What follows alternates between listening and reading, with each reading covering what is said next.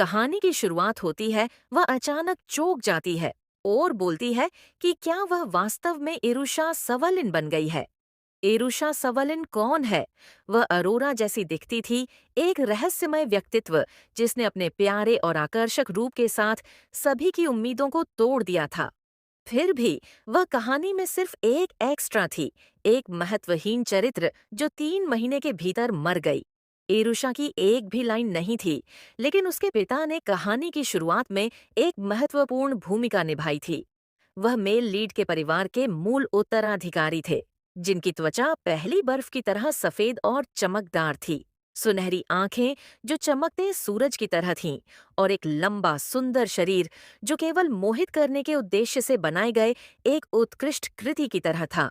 कहा जाता था कि जो भी उनसे मिलता वह उन पर मोहित हो जाता। हालांकि उन्हें खुद अकादमिक के अलावा किसी और चीज में कोई दिलचस्पी नहीं थी। 22 साल की उम्र में उनके ठंडे व्यवहार के कारण हर कोई उनके फैसलों पर संदेह करता था। लेकिन जब उनकी पत्नी की मृत्यु बच्चे को जन्म देने के बाद हो गई, तो मार्किस लियो पूरी तरह से बदल गए। वह उन्मत्त और लापरवाह हो गए, जिसकी किसी ने कल्पना भी नहीं की थी। आखिरकार वह शराब में डूब गए और एक कैरेज दुर्घटना में चीखते हुए मर गए। अब इरुषा उसी उन्मत्त व्यक्ति की बेटी थी। चूंकि उसका जीवन पहले से ही मृत समान था, पुनर्जन्म ठीक लग रहा था। लेकिन वह सोच रही थी कि वह किसी करिश्मई अरबपति की बेटी या किसी महान साम्राज्य की उत्तराधिकारी क्यों नहीं बनी, जैसा कि अन्य उपन्यासों में होता है। इसके बजाय वह उस आदमी की बेटी बन गई थी जिसका नाम परिवार के रजिस्टर से काट दिया गया था। पूरी स्थिति ने उसे पागल होने जैसा महसूस करा दिया। अपने प्रतिबिंब को देखते हुए वह सोच रही थी कि वह कितनी प्यारी है। जैसे ही वह यह सोच रही थी, इमाडीन कमरे में आई और उसे बुलाया। इमाडीन वह नौकरानी थी जिसने यहाँ काम करने के लिए स्वेच्छा से आवेदन किया था, क्योंकि उसे लगता था कि इरुषा बहुत प्यारी है। नौकरानी ने उससे पूछा कि वह क्या कर रही है, क्योंकि वह आईने में देख रही थी। इरुषा ने समझाया कि वह बस बहुत आकर्षक और प्यारी है। अगर उसकी मर्जी होती तो वह आईने में ही रहती। वह अपने रूप से इतनी मोहित थी। इरुषा ने खुद को देखना जारी रखा और फिर कहा, बेशक मैं प्यारी हूँ, लेकिन मुझे पता है कि मैं प्यारी हूँ। लेकिन मुझे यह भी पता है कि मैं जल्द ही मरने वाली हूँ, और यह एक समस्या है। मिस, नौकरानी ने कहा और सुझाव दिया कि वे टहलने जाएं। उसने इसे एक दिनचर्या बनाने का प्रस्ताव रखा और सप्ताह में 2 बार सिर्फ उन दोनों के लिए टहलने जाने का, शायद सप्ताह में 3 बार, उसने खुद को सही किया। इरुषा जानती थी कि नौकरानी मूल कहानी में उसका इस्तेमाल करके पैसे कमा रही थी। यह बात पता चली और नौकरानी और उसके पिता दोनों को बाहर निकाल दिया गया। लेकिन यही एकमात्र कारण नहीं था कि उन्हें निकाला गया। फिर भी इरुषा ने इन विचारों को दरकिनार कर दिया। चाहे वह किसी रोमांस फंतासी उपन्यास में पुनर्जन्म ले चुकी हो या नहीं, उसे पहले जीवित रहना था। फिर उसने नौकरानी से पूछा कि इस बार कौन था। वह जानती थी कि नौकरानी उसे फिर से उन महिलाओं से मिलवाने की कोशिश कर रही थी, ताकि वह पैसे वापस ले सके। नौकरानी पूरी तरह से हैरान थी और पूछ रही थी कि इरुषा को यह कैसे पता चला। इरुषा ने उन समयों को याद किया जब वह टहलने जाती थी और महिलाएं उसे रोककर पूछती थीं कि वह कैसी है, या उसके पिता के बारे में पूछती थीं। उन्हें सिर्फ उसके पिता की परवाह थी। हर महिला डेमेट्ज उसके बारे में बात करती रहती थी, तो उसे कैसे नहीं पता होता। एरुषा ने नौकरानी से पूछा कि क्या वह उसकी मौत देखना चाहती है, और चेतावनी दी कि अगर वह पकड़ी गई तो यह एक बड़ी समस्या होगी। वह चुपचाप सोच रही थी कि क्या उसके दादा को उसकी जिंदगी की थोड़ी भी परवाह होगी। स्थिति अब उसे एक दुविधा में डाल रही थी। नौकरानी ने अचानक एरुषा का हाथ पकड़ लिया, तुरंत माफी मांगी और एक और मौका मांगा। एरुषा हैरान थी, सोच रही थी कि वह ऐसी क्यों हो रही है। इससे पहले कि वह अपने विचार पूरे कर पाती, नौकरानी ने गिड़गिड़ाते हुए कहा कि उसकी दादी बीमार है और उसे वास्तव में पैसों की जरूरत है। वह एरुषा से अलग भी नहीं होना चाहती थी। एरुषा ने सोचा कि क्या नौकरानी सिर्फ एक दयालु दोस्त थी जो आसानी से प्रभावित हो जाती है। उसने नौकरानी से पूछा कि क्या जो उसने अभी कहा वह सच था। नौकरानी ने पूरी ईमानदारी से पुष्टि की कि यह सच था। वह उन महिलाओं से पैसे नहीं लेगी या इरुषा को उनसे फिर से नहीं मिलवाएगी। इरुषा ने आखिरकार मान लिया और कहा कि चूंकि नौकरानी पिछले 5 सालों से उसकी देखभाल कर रही है, वह अभी के लिए उस पर भरोसा करेगी। फिर उसने नौकरानी से कहा कि अगर वह किसी चीज में मदद करेगी तो वह इसे गुप्त रखेगी। एरुषा को विश्वास था कि वह उस पैसे को प्राप्त कर सकती है जिसकी उसे जरूरत थी, क्योंकि उपन्यास की कहानी जानने के कारण यह उसके लिए बहुत आसान था। तभी नौकरानी ने पूछा कि एरुषा इतनी अच्छी तरह से बोलना कब सीख गई। एरुषा को एहसास हुआ कि मूल कहानी में उसके पिता ने उसे नजरअंदाज किया था और उसे कोई शिक्षा नहीं मिली थी। उसने जल्दी से खुद को बचाया। उसने नौकरानी से कहा कि यह सच नहीं है और पूछा कि क्या वह उसकी मदद कर सकती है या नहीं, क्योंकि वह नहीं चाहती कि उसे निकाल दिया जाए।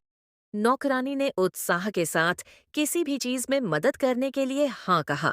इरुषा ने राहत की सांस ली और महसूस किया कि वह किसी तरह इस स्थिति से बच गई है। उसने सुझाव दिया कि वे पहले उसके दादा से मिले। नौकरानी ने संकोच किया और कहा कि उन्हें नहीं पता कि मार्केस, इरुषा के पिता, कैसे प्रतिक्रिया देंगे। इरुषा को डर था कि अगर चीज़ें इसी तरह चलती रहीं तो उसके दादा उसके पिता को बाहर निकाल देंगे और वह नहीं चाहती थी कि उसे त्याग दिया जाए। नौकरानी ने सहमति में सिर हिलाया और कहा कि यह सच है, लेकिन वह इरुषा के अचानक से बोलने की क्षमता से हैरान थी। मिस, आप अब इतनी अच्छी तरह से बोलती हैं जैसे पहले। आप सही विषय और विधेय का उपयोग कर रही हैं। आप एक प्रतिभाशाली हैं, वह आश्चर्य से चिल्लाई। इरुषा उसे देखकर हैरान रह गई और एहसास हुआ कि अगर उसे इरुषा के रूप में जीवित रहना है तो उसे समायोजित होने के लिए कुछ समय चाहिए। अगर ये ऐसे ही चलता रहा तो मुझे भी त्याग दिया जाएगा। हमें दादा की कृपा का उपयोग करना होगा, उसने धीरे से कहा। हमें दादा की कृपा का उपयोग करना होगा, नौकरानी ने जवाब दिया। लेकिन मिस, आप कह रही हैं कि आपको त्याग दिया जाएगा। नौकरानी ने जवाब दिया, क्या आपके पिता ने आप में कोई दिलचस्पी नहीं दिखाई? इरुषा दृढ़ थी। तो मैं इसे बदल दूंगी, उसने दृढ़ता से कहा। मुझे बस अपने पिता और दादा दोनों को मुझे पहचानना है। मुझे परिवार के लिए मूल्यवान बनना होगा। मुझे एक शिक्षा की ज़रूरत है, क्योंकि दादा सिर्फ अपने बुद्धिमान पोते को महत्व देते हैं। वह रुकी। नौकरानी ने उसके हाथों को सहारा दिया। आप सही हैं। मैं तुम्हारे पिता को मनाने का कोई तरीका ढूंढ लूंगी, उसने जल्दी से कहा। हमें अभी उनसे मिलना चाहिए। इरुषा सहमत हो गई और वे चल पड़े। उसके पिता के घर के दरवाजे पर एक सेवक ने पूछा कि वह वहाँ क्या कर रही है। इरुषा ने समझाया, मुझे अपने पिता से बात करनी है। ये कुछ महत्वपूर्ण है। सेवक ने संदेश पहुंचाने की पेशकश की, ये कहते हुए कि चूंकि अब देर हो चुकी है, वह उसकी तरफ से ये संदेश दे सकता है। अंदर से शराबी हंसी सुनाई दी। उसके पिता ने आदेश दिया, मुझे और शराब लाओ। इरुषा ने इंतजार नहीं किया और सेवक को पीछे छोड़ते हुए अंदर चली गई। अंदर उसने अपने पिता को बिखरे हुए हालत में पाया, जो शराब की खाली बोतल पकड़े हुए थे। इरुषा की मुट्ठी गुस्से से भिंच गई। उसके पिता ने उसकी ओर देखा। उनके चेहरे पर एक व्यंग्यपूर्ण मुस्कान थी। उनके चेहरे पर एक व्यंग्यपूर्ण मुस्कान थी। ये छोटी सी चीज़ क्या है? उन्होंने बड़बड़ाया। इरुषा ने तुरंत देखा कि उपन्यास में दिए गए विवरण अतिशयोक्तिपूर्ण नहीं थे। उसके पिता पूरी तरह से बेसुध लग रहे थे, लेकिन फिर वे मुस्कुराए। ऐसा लगा जैसे उन्होंने उसे पहचान लिया हो। उन्होंने उसका नाम पुकारा, रोरो। भ्रमित होकर इरुषा ने कहा, रोरो, ये कैसा नाम है? उन्होंने उसकी ओर हाथ बढ़ाया, उसे एक बच्चे की तरह उठाते हुए उसे रोरो वारिस कहकर पुकारा। इरुषा पूरी तरह से भ्रमित थी। वह उन्हें घूरती रही, ये समझने में असमर्थ कि क्या हो रहा है। फिर अपने सेवक की ओर मुड़ते हुए उन्होंने पूछा, रोरो की वारिस ने अपने बाल बैंगनी कब रंगे? वे जोर से हंस पड़े। इरुषा सोचने लगी, उसने कितनी शराब पी होगी कि वह अपनी ही बेटी को कुत्ता समझ रहा है। इस पाठ की शुरुआत वहीं से होती है। इर्सशा मन ही मन सोचने लगी, उसने इतनी शराब कैसे पी ली होगी कि वह अपनी ही बेटी को अपने कुत्ते से तुलना कर रहा है। नौकर एक असली कुत्ते को पकड़े हुए था। माइवों, यह आपका कुत्ता नहीं है, यह मिस इरुषा है, मार्किस की बेटी। इरुषा हैरान थी, सोच रही थी कि क्या उसके पिता ने वाकई यह गलती की थी। उसके पिता ने उसकी तरफ देखा, भ्रमित नज़रों से घूरते हुए। उफ, उन्होंने बुदबुदाया। उफ, सच में? इरूषा चिल्लाई। उसका दिमाग तेजी से चल रहा था, लेकिन उसके पिता बस शर्मिंदा होकर सिर हिला दिए। उन्होंने उसे वापस नीचे रख दिया, मानो यह स्थिति सिर्फ एक छोटी सी परेशानी हो। क्या अभी तक किसी ने बच्चे को सुलाया नहीं है? उसे ले जाओ और सुला दो, उन्होंने कहा। फिर वह अपने कुत्ते की तरफ मुड़े, उसे बुलाया और उसे और प्यार देने लगे। उन्होंने उसे प्यार से गले लगाया, अपनी बेटी को पूरी तरह नज़रअंदाज करते हुए। इरूषा ने यह दृश्य बढ़ती हुई निराशा के साथ देखा। मैं यहाँ से जाना चाहती हूँ। मैं उसके सिर के पीछे जोर से मारना चाहती हूँ। वह गुस्से से उबल रही थी, लेकिन इसके बजाय उसने उसके कपड़े पकड़ लिए। वह धीरे धीरे मुड़ा, उदासीन। मुझे नहीं पता तुम यहाँ क्या कह रही हो, नौकर इसका ध्यान रखेंगे। उन्होंने उसे टाल दिया। इरूषा निराश थी। मुझे एक शिक्षक चाहिए, मैं सीखना चाहती हूँ। उसकी बात ने उसके पिता में कुछ हलचल पैदा की। उनकी आंखें चौड़ी हो गईं जब उन्होंने उसे देखा, क्योंकि उन्होंने हमेशा उसे उसके लिंग के कारण नज़रअंदाज किया था। उसे पता था कि यह उसका मौका था। अगर उसकी प्रतिभा को पहचान लिया गया तो शायद वह उसे बोझ समझना बंद कर देंगे। उसके पिता ने उसे देखा, फिर नौकर से कहा, मेरे कुत्ते को ले जाओ और मेरे लिए शराब की एक और बोतल ले आओ। फिर वह इरूषा की तरफ मुड़े, दांत दिखाते हुए बोले, तुम्हें शिक्षक चाहिए? तुम सच में सीखना चाहती हो? इरूषा बात पर अड़ी, मैं सीखना चाहती हूँ। उसके पिता ने आह भरी और करीब झुके। उनकी आवाज़ धीमी हो गई। ड्यूक के परिवार के शिक्षक बहुत कठोर होते हैं। वे वयस्क लोग होते हैं जो 5 साल के बच्चों को वो सिखाते हैं जो 15 साल के बच्चे को पहले से ही आना चाहिए। तुम हर रात ऐसी यातना नहीं सहना चाहोगी। इरूषा थोड़ा सोचतेज हुए। वे किस तरह की चीज़ें सिखाते हैं? उसके पिता ने उसके सवाल को टाल दिया, अपनी शराब का एक और घूंट लेते हुए। तुम्हें इसका जवाब देने की ज़रूरत नहीं है।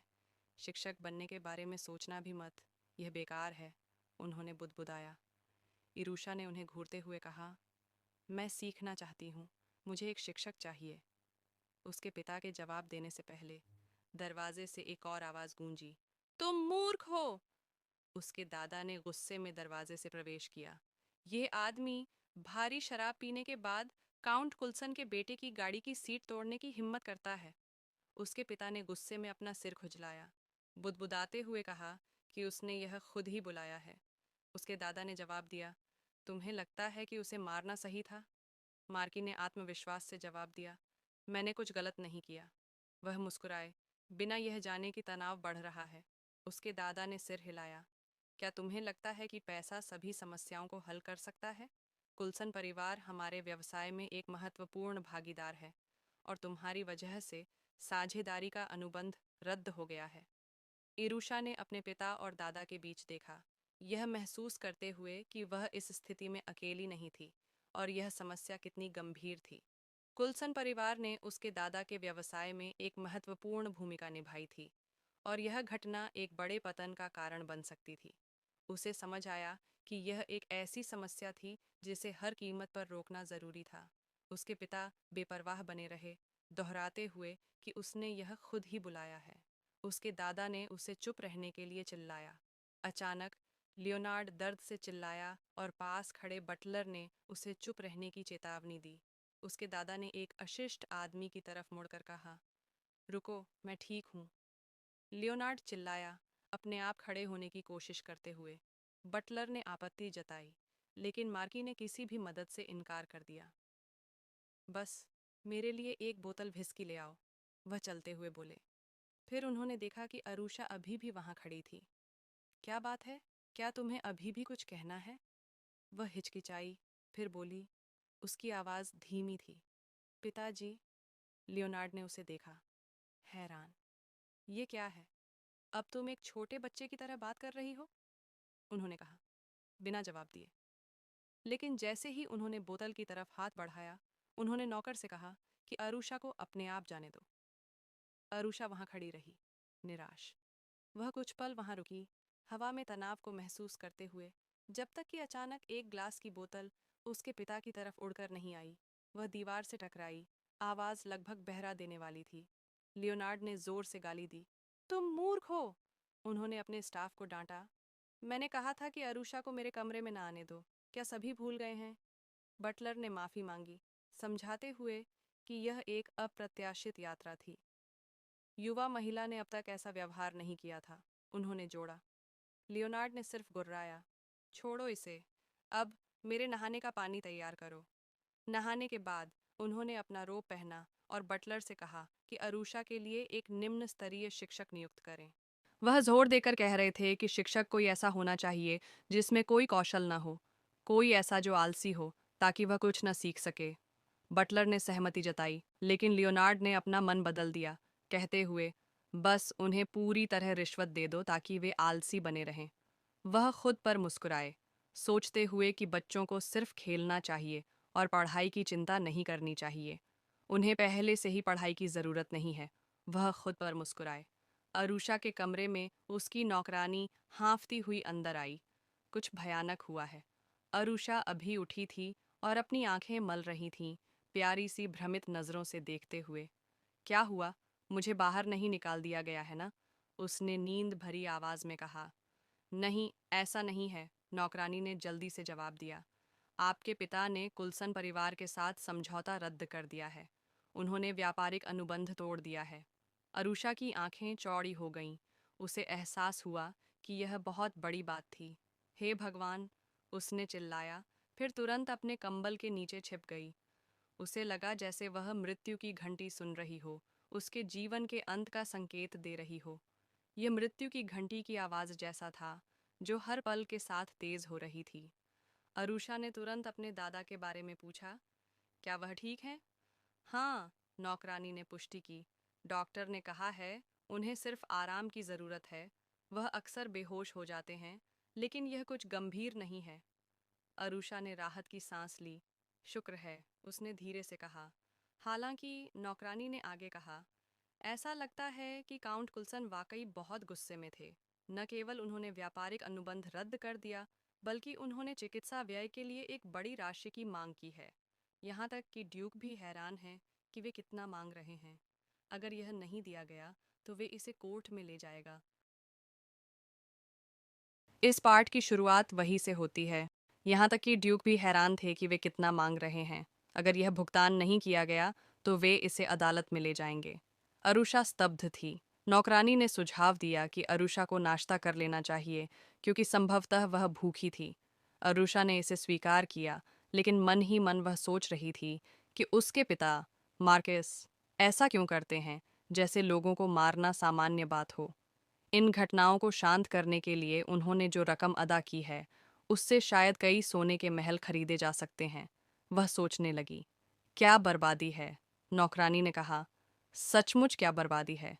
अरुषा, जिसका दिमाग तेजी से चल रहा था, सोच रही थी कि काउंट चिकित्सा व्यय के लिए कितना मांग रहा है। लेकिन एक राहत की बात यह थी कि अनुबंध रद्द हो गया था। कम से कम एक मुद्दा तो हल हो गया। अगर उसने इस स्थिति को हल नहीं किया, तो चीज़ें मूल कहानी के रास्ते पर चलेंगी, और वह ऐसा नहीं होने दे सकती थी। उसके अंदर जल्दबाजी बढ़ रही थी और वह अपने पिता का सामना करने के लिए दौड़ पड़ी। नौकरानी ने उसे पीछे से बुलाया, लेकिन अरुषा तब तक जा चुकी थी। वह तब तक नहीं रुकी जब तक वह अपने पिता के दरवाजे पर नहीं पहुंच गई, जहां एक परिचारक उसकी ओर आया। परिचारक ने रोक दिया, कहा, महोदय अभी सो रहे हैं। अरुषा ने परिचारक से समय पूछा। परिचारक ने जवाब दिया, सुबह के 10 बज चुके हैं। हाँ, महोदय अभी गहरी नींद में हैं। अरुषा का गुस्सा बढ़ रहा था। वह पूछने लगी, वह कब उठेंगे? परिचारक ने जवाब दिया, वह तब तक सोएंगे जब तक सूरज आकाश में ऊंचा नहीं हो जाता। अरुषा को ईर्ष्या महसूस हुई।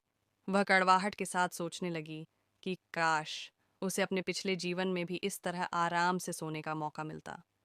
परिचारक ने आगे समझाया, महोदय ने कहा है कि आप उन्हें फिर से न ढूंढें।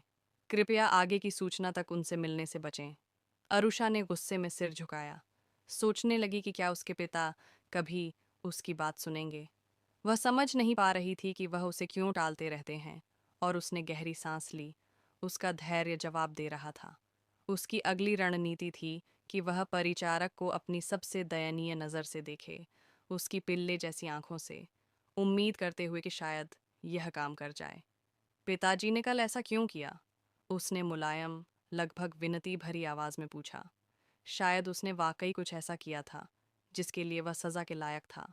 परिचारक थोड़ा झुकता हुआ दिखा और अरुषा ने जारी रखा, अगर मुझे पता चल जाए कि क्यों, तो शायद मेरे दादाजी उन्हें माफ कर दें। मुझे बस उन्हें चीजें समझानी हैं। परिचारक असमंजस में दिखा और अरुषा ने मौके का फायदा उठाया।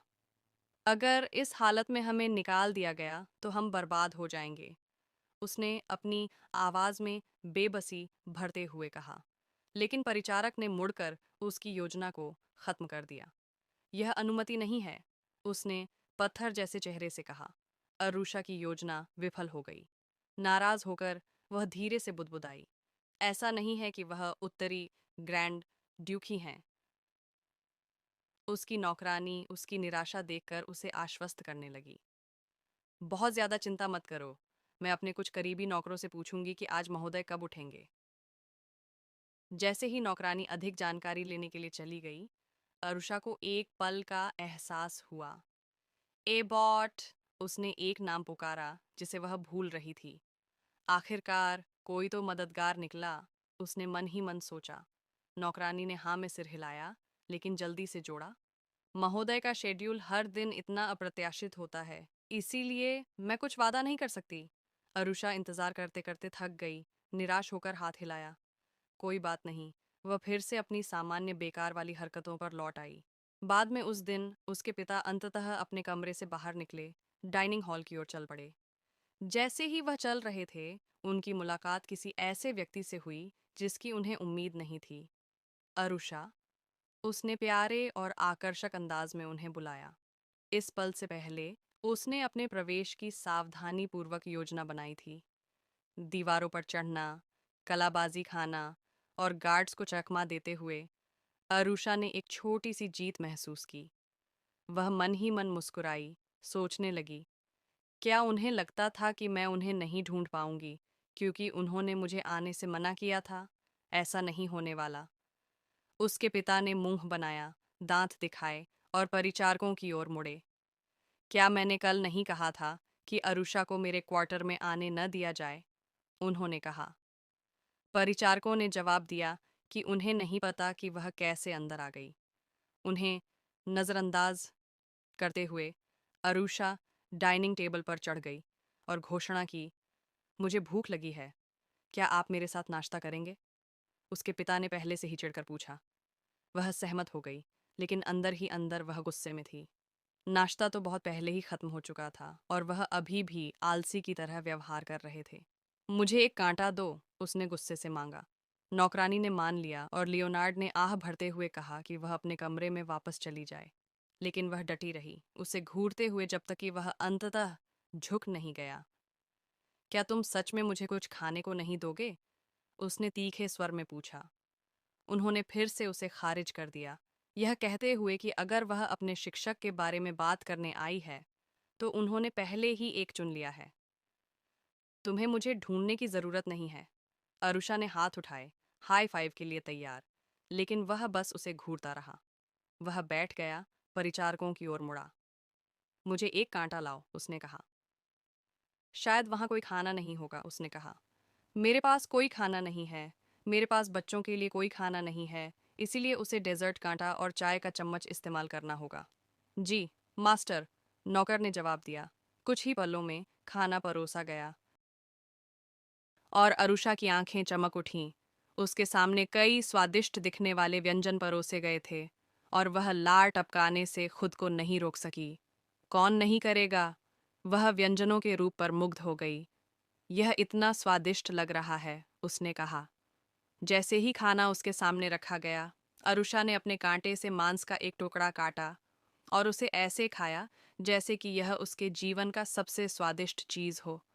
फिर उसने एक गिलास दूध पिया और अपना मुंह पोंछा। वैसे, पिताजी, उसने लापरवाही से कहा जैसे ही उसने उनकी ओर देखा। लियोनार्ड ने बाहें चढ़ाईं, सोचने लगे कि वह क्या कहने वाली है। उस बदमाश ने क्या किया था जिसके लिए उसे मारना जरूरी था? उसने साफ तौर पर गुस्से में पूछा। दादाजी बहुत ज्यादा कर रहे हैं, वह आपकी बात कभी नहीं सुनते, अंत तक भी नहीं। उसके पिता का जवाब ठंडा था। तुम समझ नहीं पाओगी, उन्होंने सीधे शब्दों में कहा। वह जारी रही, उत्तेजित होकर। अगर दादाजी आपको निकाल दें तो क्या होगा? उसके पिता ने ठहराव लिया। उनकी अभिव्यक्ति कड़वाहट भरी थी। काश वह मुझे निकाल दें। वह परेशान करने वाला बूढ़ा आदमी। ये बिल्कुल सही होगा अगर वह अचानक कहीं मर जाए। लियोनार्ड ने अपना चाकू उठाया और फिर से खाने लगे, लेकिन अरुषा का चेहरा मुरझा गया। पिताजी, क्या आप वाकई ठीक हैं? उसने आंखें फैलाकर पूछा। अगर हम मर भी जाएं, तो क्या? उसने लगभग शब्दों में घुटते हुए पूछा। लियोनार्ड ने उसे घूरा, इस अचानक के प्रकोप से भ्रमित। यह कहाँ से आ रहा है? अरुषा बिना रुके समझाने लगी। अगर हमें परिवार से निकाल दिया गया तो हम दोनों की मौत हो जाएगी। उसने मूल उपन्यास में वर्णित भाग्य की ओर इशारा करते हुए फटकार लगाई। उत्तराधिकारी कौन है? लियोनार्ड, जिन्हें हवेली से निकाल दिया गया था, दुखद रूप से एक गाड़ी दुर्घटना में मर गए। अरुषा, जो उनके साथ थी, उसी भाग्य को प्राप्त हुई ऐसा लग रहा था मानो किसी ने उसके खिलाफ साजिश रची हो। जब सबसे बड़े बेटे, जो वारिस होने का दावा कर सकता था, सामने आया तो ड्यूक ने हताश होकर अपने छोटे पोते ऑस्कर, जो कहानी का नायक था, को अगला वारिस घोषित कर दिया। इसने दक्षिणी परिवार को सत्ता संघर्ष और आपसी कलह के भंवर में डाल दिया। अंतिम परिणाम केवल शक्ति की व्यर्थता थी। इस अराजकता का शुरुआती बिंदु कोई और नहीं बल्कि ईरुषा का पिता था, जिसने यह सब शुरू किया था। शुरुआत में उसने ईरुषा से कहा कि वह समझ नहीं पाएगी। उसने कहा कि परिवार ही उसके लिए दमघोंटू बन गया है। ईरुषा भी उसके लिए दमघोंटू बन गई है और ड्यूक ही था जो उन सभी को मौत की ओर धकेल रहा था। ईरुषा ने उससे पूछा, लेकिन आप तो वारिस हैं, महल और परिवार की स्थिति का क्या होगा? उसने उसकी ओर देखा और कहा, मुझे नहीं पता, मुझे नहीं पता, मुझे नहीं पता। कहानी की शुरुआत होती है। महल और परिवार की स्थिति के बारे में क्या? उसने उसे घूरा और ठंडे स्वर में जवाब दिया, मुझे इस परिवार की शान की ज़रूरत नहीं है। मैं बस एक इंसान के रूप में खुश रहना चाहता हूँ। अगर मुझे बाहर निकाल दिया जाए तो मैं खुश होऊंगा। ये मेरी वास्तविक आत्म प्राप्ति की दिशा में पहला कदम होगा। एरुषा इससे परेशान हो गई। वह जानती थी कि ऐसा होने से पहले वे दोनों मर चुके होंगे। अपनी निराशा में उसने उसे और भी बुरा भला कहा और सेवक को और शराब लाने का आदेश दिया। वह सोच रही थी कि क्या यह सचमुच संभव है कि उसके पिता एक करिश्माई तानाशाह नहीं थे, न ही रोमांटिक कल्पना की दुनिया में प्रशंसा के योग्य व्यक्ति। वह बस शराब पीता था और वह खुद को इस बेकार पिता की देखभाल करने में फंसा हुआ पा रही थी, जिसे संभालना एसएसएस लाइवल का कठिन काम था। मेज पर हाथ पटकते हुए वह चिल्लाई, आज मुझे दूध दो, मुझे और दूध चाहिए। सेवक तुरंत दूध लेने दौड़ पड़ा। एरुषा ने मुट्ठी बांध ली और चुपचाप यह प्रण किया कि वह केवल इतना ही प्रयास करेंगी कि उसे बाहर न निकाला जाए। वह अपने पिता को इंसान की तरह व्यवहार करने के लिए प्रेरित करने के लिए दृढ़ थी। जैसे ही उसके पिता ने अपनी शराब पी, उसने भी उसी तरह अपना दूध पिया। अचानक दरवाजे पर जोरदार धमाका हुआ। ये उसके पिता का सचिव था। एरुषा के पिता ने अपना चेहरा घुमाया, ये जानने के लिए कि क्या हो रहा है। सचिव, जिसकी आंखें निर्जीव थीं, बोला, मैं ड्यूक के आदेशों को बताने के लिए आया हूं। सचिव ने उसे एक पत्र दिया। माफी मांगते हुए उसने समझाया, ड्यूक ने मुझे इसे बिना एक शब्द बदले ठीक वैसे ही पढ़ने का आदेश दिया है। लियोनार्ड की आंखें चौड़ी हो गईं जब उसने आदेश सुना। पत्र में उसे महल खाली करने और ड्यूक के परिवार की संपत्ति छोड़ने के लिए कहा गया था। उसका अविश्वास स्पष्ट था। क्या वह मुझसे महल छीनना चाहता है? वह हैरान होकर पूछा। एरुषा, जिसने यह दृश्य देखा था, मदद नहीं कर सकी और बोली, मैं देख रही हूँ, मैं देख रही हूँ। मुझे पता था कि ऐसा होगा। उसके पिता गुस्से में खड़े हो गए। वह बूढ़ा आदमी पागल है, वह बड़बड़ाया, इधर उधर घूमते हुए। एरुषा घबराई हुई चारों ओर देखने लगी। यह वास्तविक नहीं हो सकता। यह तो मरने के बाद का जीवन है, उसने सोचा, एक अशुभ भावना महसूस करते हुए। उसके पिता गुस्से से भर गए। यह महल मेरे अलावा किसी के लिए उपयुक्त नहीं है। इतने शानदार स्थान को और कौन संभाल सकता है? उसने हाथ उठाए और सचिव की ओर मुड़ा। अभी वापस जाओ और उस बूढ़े आदमी को बताओ कि मैं इस महल को कभी नहीं छोड़ूंगा। एरुषा ने अपने पिता को घूरा, याद करते हुए कि 5 मिनट पहले ही उसने कहा था कि वह चाहता है कि उसे बाहर निकाल दिया जाए। अब स्थिति पूरी तरह से बदल गई थी। तुलना में जहां वह अभी रह रही थी, वह जगह एक झोंपड़ी जैसी लग रही थी। उसे एहसास हुआ कि ड्यूक के महल में यह स्थानांतरण उसका नया घर था, लेकिन यह कोई बड़ा इनाम नहीं लग रहा था। सचिव कुछ पल चुप रहा, फिर बोला, मेरे लिए यह मुश्किल हो सकता है, लेकिन मुझे निर्देशों का पालन करना होगा। उसने समझाया कि लियोनार्ड को केवल तभी बिस्तर छोड़ने की ताकत मिलेगी जब वह इस खबर को सुनेगी। एरुषा, जो एक युवा लड़की थी, उसके स्थानांतरण की खबर सुनकर चिंतित हो गई। लियोनार्ड चिढ़कर सचिव से बोला, मेरे भोजन को और परेशान मत करो। हालांकि सचिव अभी खत्म नहीं हुआ था। उसने जोड़ा, ड्यूक ने कहा है कि वह आज से आपके निवास का बजट काट देंगे। एरुषा ने देखा कि उसके पिता तुरंत घबरा गए। उसने बस अपने दूध का गिलास पकड़ा और शांति से टिप्पणी की, मुझे पता था कि ऐसा होगा। उसे समझ आ गया कि अगर स्थानांतरण वास्तव में उसके पिता को ठीक करने में मदद करेगा तो वह मान जाएगी। वह देख सकती थी कि उसका गुस्सा बढ़ रहा था। मैं इसे स्पष्ट रूप से उसे बताना सुनिश्चित करूंगी। कोई दया नहीं बचेगी, लियोनार्ड ने गुस्से से कहा। सचिव ने उसकी बात स्वीकार की और जाने के लिए मुड़ा। एरुषा अपनी कुर्सी से उठकर नीचे कूद गई। उसे पहले ही अपना भत्ता कॉपी कर लेना चाहिए था, वह बड़बड़ाई। लेकिन वह जानती थी कि अगर उसने ऐसा किया होता तो उसके पिता ने परिवार की संपत्ति को चुपके से बेच दिया होता, जैसा कि मूल कहानी में हुआ था। फिर उसके मन में एक विचार आया, यह वास्तव में मददगार हो सकता है। स्थानांतरण आगे बढ़ने के साथ लियोनार्ड और भी परेशान हो गया।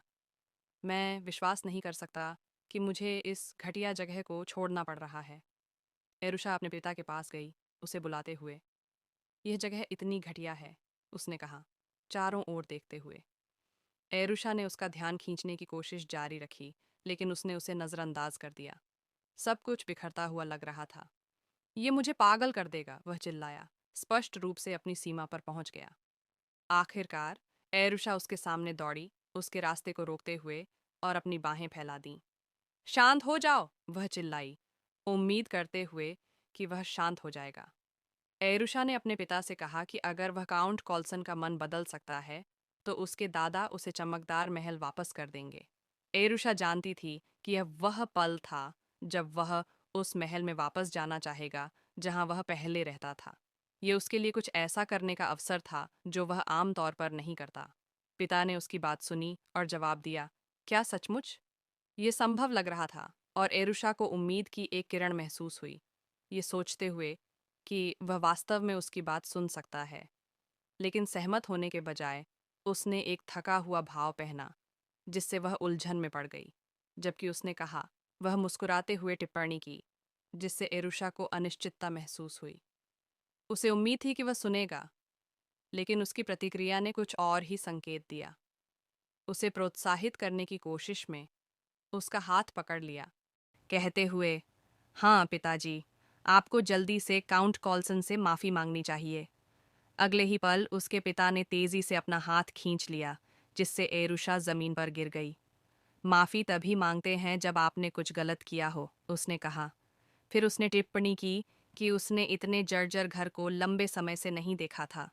जैसे ही वह सीढ़ियों पर चढ़ा, उससे दूर जाते हुए उसने जोड़ा, यह लगभग एक सुकून भरी छुट्टी के घर जैसा लगता है। एरुषा की नौकरानियां चिंता में उसकी ओर दौड़ीं, ये देखने के लिए कि क्या वह ठीक है। एरुषा उठी, खुद को झाड़ते हुए, और कहा कि वह ठीक है। उसके चेहरे पर एक भाव था जो यह दर्शाता था कि वह कभी भी कुचले जाने वाली नहीं है। गहराई से वह जानती थी कि कोई भी रातों रात नहीं बदल सकता। उसकी नौकरानी ने उस पर आश्चर्य से देखा कि वह स्थिति को कैसे संभाल रही थी। हालांकि एरुषा के आंखों से कुछ आंसू निकल गए। उसे पता था कि कुछ गलत था जब उसके पिता ने उसे इतनी आसानी से खारिज कर दिया था। उसने गहरी सांस ली और अपनी नौकरानी को बुलाया। मुझे तुमसे एक मुश्किल अनुरोध करना है, एरुषा ने गंभीर स्वर में कहा। एबॉट ने सिर हिलाया, और जैसे ही दोनों ने छोड़ा, वे अपने गंतव्य की ओर एक गाड़ी में यात्रा करने लगे। एरुषा अपने चमकदार लाल कपड़ों में जब वे अंततः पहुंचे तो उसे लगा कि वह सबकी नज़रों में है। बाहर खड़े होकर उसने जगह को तुरंत पहचान लिया। यह वह स्थान था जहां उसके पिता ने नशे में धुत होकर काउंट कॉल्सन के बेटे को मुक्का मारा था। हाँ, यह इस क्षेत्र में सबसे विशिष्ट क्लबों में से एक है, खासकर सामाजिक गतिविधियों के लिए, एरुशा ने घूरते हुए कहा, प्रभावित नहीं होते हुए। यह जगह एक बेवकूफ किंगडम है, वह धीरे से बड़बड़ाई। एबॉट ने जोड़ा, इस समय यहाँ शांति होनी चाहिए, इसलिए हमें जो करना है वह जल्दी से करके चले जाना चाहिए। हाँ हाँ, एरुशा ने सहमति जताई, फिर अपनी नौकरानी को धन्यवाद दिया। कहानी की शुरुआत होती है। अरुषा को इतनी जिंदा दिल देखकर सब जल्दी में थे, पर अरुषा ने मन ही मन माफी मांगी। ये वो जिंदा दिली नहीं थी जो वो दिखा रही थी। वो लोग दरवाजे के पास पहुंचे और गेटकीपर से थोड़ी बहस के बाद अरुषा की जिद से वो अंदर चले गए। अंदर जाते ही वेटर ने पूछा कि क्या वो अपने पापा को ढूंढ रही है। उसने अपना कोट हटाया और बताया कि वो शाबली खानदान से है। वो धीरे से बोली, शाबली के मशहूर 5वें ड्यूक की बेटी। स्टाफ ने उसे पहचान लिया और इज्जत से नमस्ते किया। वो बोले, शाबली परिवार के 2 रत्नों में से एक से मिलकर बहुत खुशी हुई। उन्होंने तुरंत माफ़ी भी मांगी। पर ड्यूक आज यहाँ नहीं है। अरुषा ने आराम से बताया, मेरे पापा लुई शाबली नहीं हैं। मैं अरुषा सैवलिन हूँ, मार्कस लियोनार्ड सैवलिन की बेटी। स्टाफ हैरान हो गया। वो आपस में फुसफुसाए, क्या ये उस निकम्मे की बेटी है? सुना है ये कभी हवेली से बाहर भी नहीं निकली। वो बोले, ये तो एक अनदेखी बच्ची है जिसे पापा का प्यार भी नहीं मिलता। अरुषा ने बिना परेशान हुए कहा, मैं हमले की पूरी कहानी जानने आई हूँ। एक वेटर ने लापरवाही से कहा, एक शराबी ने किसी को मारा, इसमें क्या जानना है? अरुषा ने जिद की, सब कुछ बताओ। क्या घटना में कुछ अजीब था?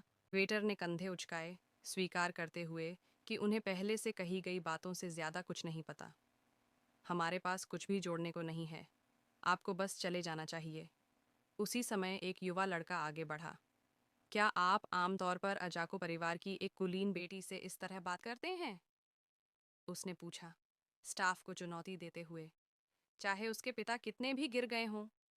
स्टाफ ने तुरंत माफी मांगी, अपनी गलती को समझते हुए। एरुषा ने लड़के की ओर देखा, उसके सुरक्षात्मक रुख से आश्चर्यचकित हुई। वह उसके बारे में संदेह कर रही थी, लेकिन उसके कार्यों ने उसे पुनर्विचार करने पर मजबूर कर दिया। क्या वह वास्तव में उसकी देखभाल कर रहा था? उसने उसे नाम से पुकारा, एरुषा सवलिन, मानो उसकी पहचान की परीक्षा ले रहा हो। वह उसकी ओर मुड़ी, उसकी सहायता के लिए आभारी, लेकिन अपने उद्देश्य पर केंद्रित। मदद के लिए धन्यवाद, लेकिन मैं कुछ महत्वपूर्ण काम में व्यस्त हूँ। वैसे, तुम कौन हो? उसने पूछा। उसने रहस्यमय ढंग से जवाब दिया, तुम्हें यह जानने की जरूरत नहीं है कि मैं कौन हूँ। फिर उसने उसे घर जाने की सलाह दी। जाने से पहले उसने कहा, सवालिन के पिता के कई दुश्मन हैं। शब्दों में एक भारीपन था जिसने एरुषा को बेचैन कर दिया। जैसे ही लड़का चला गया, एरुषा ने खुद को उसकी असली पहचान के बारे में सोचते पाया। क्या वह ऑस्कर के स्तर का है, या शायद क्राउन प्रिंस एलियट खुद? उसने सोचा, लड़के की संभावना से आकर्षित होकर। एरुषा ने जल्दी से विचलित करने वाले विचारों को दूर कर दिया, खुद को याद दिलाते हुए कि यह खाली सोच का समय नहीं था। उसने अपनी नौकरानी एबॉट को बुलाया, सुझाव देते हुए कि उन्हें अन्य स्टाफ सदस्यों को ढूंढना चाहिए जो कुछ जानते हों। जैसे ही वे आगे बढ़े, एक वेटर उसके पास आया और बोला, क्या आप जानना चाहती हैं कि सवलिन के मार्क्विस ने सर जोसेफ कॉल्सन पर हमला क्यों किया? दिलचस्पी से भरी एरुषा तुरंत उसकी ओर मुड़ी, उसकी आवाज़ ज़रूरी थी। हाँ, बिल्कुल, कृपया मुझे बताओ। वेटर ने कहानी सुनानी शुरू की। बाद में एरुषा घर लौटी, जहाँ उसके दादा ड्यूक अपने सचिव के साथ अपने कार्यालय में बैठे थे। ड्यूक ने पूछा कि क्या लियोनार्ड, वह निकम्मा, स्वेच्छा से मकान छोड़ गया था। सचिव ने पुष्टि की कि वह चला गया था, हालांकि उसमें प्रतिबिंब के कोई संकेत नहीं थे। शुक्र है उसे बाहर खींचने की जरूरत नहीं पड़ी, सचिव ने जोड़ा। ड्यूक ने सिर हिलाया, लेकिन जोर देकर कहा कि अभी भी उसके लिए कॉल्सन से मिलने की कोई जरूरत नहीं थी। हालांकि उसने जल्दी से खुद को सही किया, कहते हुए, हालांकि कॉल्सन परिवार सवलिन नाम से बहुत नीचे है, फिर भी वे कुलीन हैं। व्यापारिक अनुबंध शामिल हैं, इसलिए इसे सम्मान के साथ संभाला जाना चाहिए। ड्यूक ने फिर लियोनार्ड के बारे में सोचते हुए कहा, वह एक बार इस घर में किसी और से ज्यादा बुद्धिमान और सक्षम सबसे बड़ा बेटा था। वह सवलिन परिवार के नाम के लायक एक सफलता था, लेकिन 5 साल हो गए हैं जैसे लेडी जूलियट को वापस जीवित नहीं किया जा सकता। न तो मार्क्विस, न ही उसकी बेटी का यहाँ कोई उद्देश्य बचा है। सचिव ने झिझकते हुए, लेकिन अंत में जवाब दिया, सभी सम्मान के साथ, महोदय, आप आगे क्या प्रस्तावित करते हैं? ड्यूक खड़ा हो गया और घोषणा की, और कुछ नहीं किया जाना है। कॉल्सन परिवार से कल मिलने के बाद हम एक पारिवारिक बैठक बुलाएंगे। वह रुका, फिर जोड़ा, इस घर में निकम्मों के लिए कोई जगह नहीं है। इसी बीच लियोनार्ड के क्वार्टर में उसने शोर के बारे में शिकायत की जो उसके आराम में बाधा डाल रहा था। उसके अटेंडेंट हेलेन ने खिड़की से बाहर देखा और उसे सूचित किया कि ड्यूक शेयरमैन खुद कॉल्सन परिवार से मिलने जा रहे थे। लियोनार्ड ने मजाक उड़ाया, वह बूढ़ा अभी भी इतना घमंडी है। उन्हें बताओ कि बैंक्वेट हॉल में भोजन तैयार करें और मेरे लिए कुछ शराब लाओ। इतने गरीब परिवार को इतनी दयनीय स्थिति में देखकर मेरी भूख पूरी तरह से चली गई है। वह बड़बड़ाया। लियोनार्ड ने पास के एक दरवाजे की ओर देखा और बोला, और हेलेन से उसके बारे में पूछा। उसने समझाया कि यह एक निजी दरवाज़ा था जिसे एरुशा ने छोटी उम्र में इस्तेमाल किया था। चूंकि उसे केवल एक नौकर सौंपा गया था, युवा महिला अक्सर दरवाज़ा खुद खोलती और बंद करती थी। दिलचस्पी से भरा, लियोनार्ड ने हेलेन को इसे खोलने के लिए कहा। मकान के बाहर ड्यूक के प्रस्थान की तैयारियां पूरी हो चुकी थीं। नौकर आपस में फुसफुसाए, यह देखते हुए कि ड्यूक अकेले यात्रा कर रहे थे। फिर भी यह एक नियमित घटना थी क्योंकि लियोनार्ड का व्यवहार ऐसा था। नौकर आपस में बात कर रहे थे कि ड्यूक फिर अकेले जा रहे हैं। ये तो हर महीने का काम है, उन्हें माफ़ी मांगने जाना पड़ता है। एक नौकर ने कहा, लॉर्ड लियोनार्ड ने परिवार का नाम खराब कर दिया। तभी एरुशा आई, अच्छे कपड़ों में, और अपने दादा से बात की। हम साथ चलते हैं, उसने कहा। ड्यूक और सेक्रेटरी हैरान हो गए। ड्यूक ने पूछा, तुम मेरे साथ आने की हिम्मत कैसे कर सकती हो? एरुशा ने मुस्कुराकर कहा, चलो दादाजी, चलते हैं। और वो गाड़ी में बैठ गई। ड्यूक ने पूछा, तुम कौन हो? उसने आराम से बताया, मैं एरुशा सैवलिन हूँ, आपकी पोती और लियोनार्ड की बेटी। ड्यूक हैरान हो गया, क्या ये सच में लियोनार्ड की बच्ची है? एरुशा ने हाथ जोड़कर आंसू भरी आंखों से उसकी तरफ देखा। क्या आप मुझे भूल गए? ड्यूक घबरा गया और नौकरों को उसे गाड़ी से उतारने को कहा। एरुशा गाड़ी से गिर गई। वो बोली, ये मैंने नहीं सोचा था। उसने सोचा था कि वो उसे प्यार से मिलेंगे, पर उसे मना कर दिया गया। उसने खुद को झाड़ा और सोचा, अगर ऐसा है। उसकी नौकरा उसकी नौकरानी ने जल्दी से आवाज लगाई, गाड़ी जा रही है। घबराकर अरुषा को लगा कि वो उनके बिना नहीं जा सकती। उसने एबट की तरफ हाथ उठाए, विनती की, मुझे उठा लो। अगर मैं उनके साथ कॉल्सन के घर नहीं गई तो मैं मर जाऊंगी। थोड़ी देर में अरुषा को एबट ने गाड़ी पर चढ़ा दिया। ये एक ऐसा दृश्य था जो बाद में हवेली के नौकरों में एक कहानी बन गया। उन्होंने इसे अरुषा सैवलिन की शानदार शुरुआत बताया, जो बाद में साम्राज्य की हीरो और रक्षक कहलाईं। अंदर पहुंचकर उसके दादाजी उसकी ओर मुड़े, नाराज लेकिन उत्सुक भी। तो इतने सब के बाद तुम मेरे पीछे यहाँ आ गई। अब तुम्हें क्या चाहिए? मौके का फायदा उठाते हुए अरुषा ने उन्हें अपनी सबसे सच्ची नज़र से देखा। दादाजी, मैं ठीक से रहूंगी। कृपया मुझे अपने साथ आने दीजिए। मैं माफ़ी भी मांगना चाहती हूँ, उसने ईमानदारी से कहा। उसके दादाजी चौंक गए। माफ़ी? हाँ, उसने जारी रखा। चूंकि पिताजी ने किसी को मारा है, तो ये सही है कि उनकी बेटी उनकी तरफ से माफ़ी मांगे। उसके शब्दों ने उन्हें छू लिया, हालांकि उन्होंने उदासीन रहने की कोशिश की। अरुषा अपनी ईमानदारी साबित करने के लिए दृढ़ थी। आखिरकार उसने उथल पुथल वाले सैवलिन परिवार में अपनी जगह बनानी शुरू कर दी थी। उसके दादाजी ने लापरवाही से मुंह फेर लिया, कहा कि अरुषा को चिंता करने की कोई ज़रूरत नहीं है।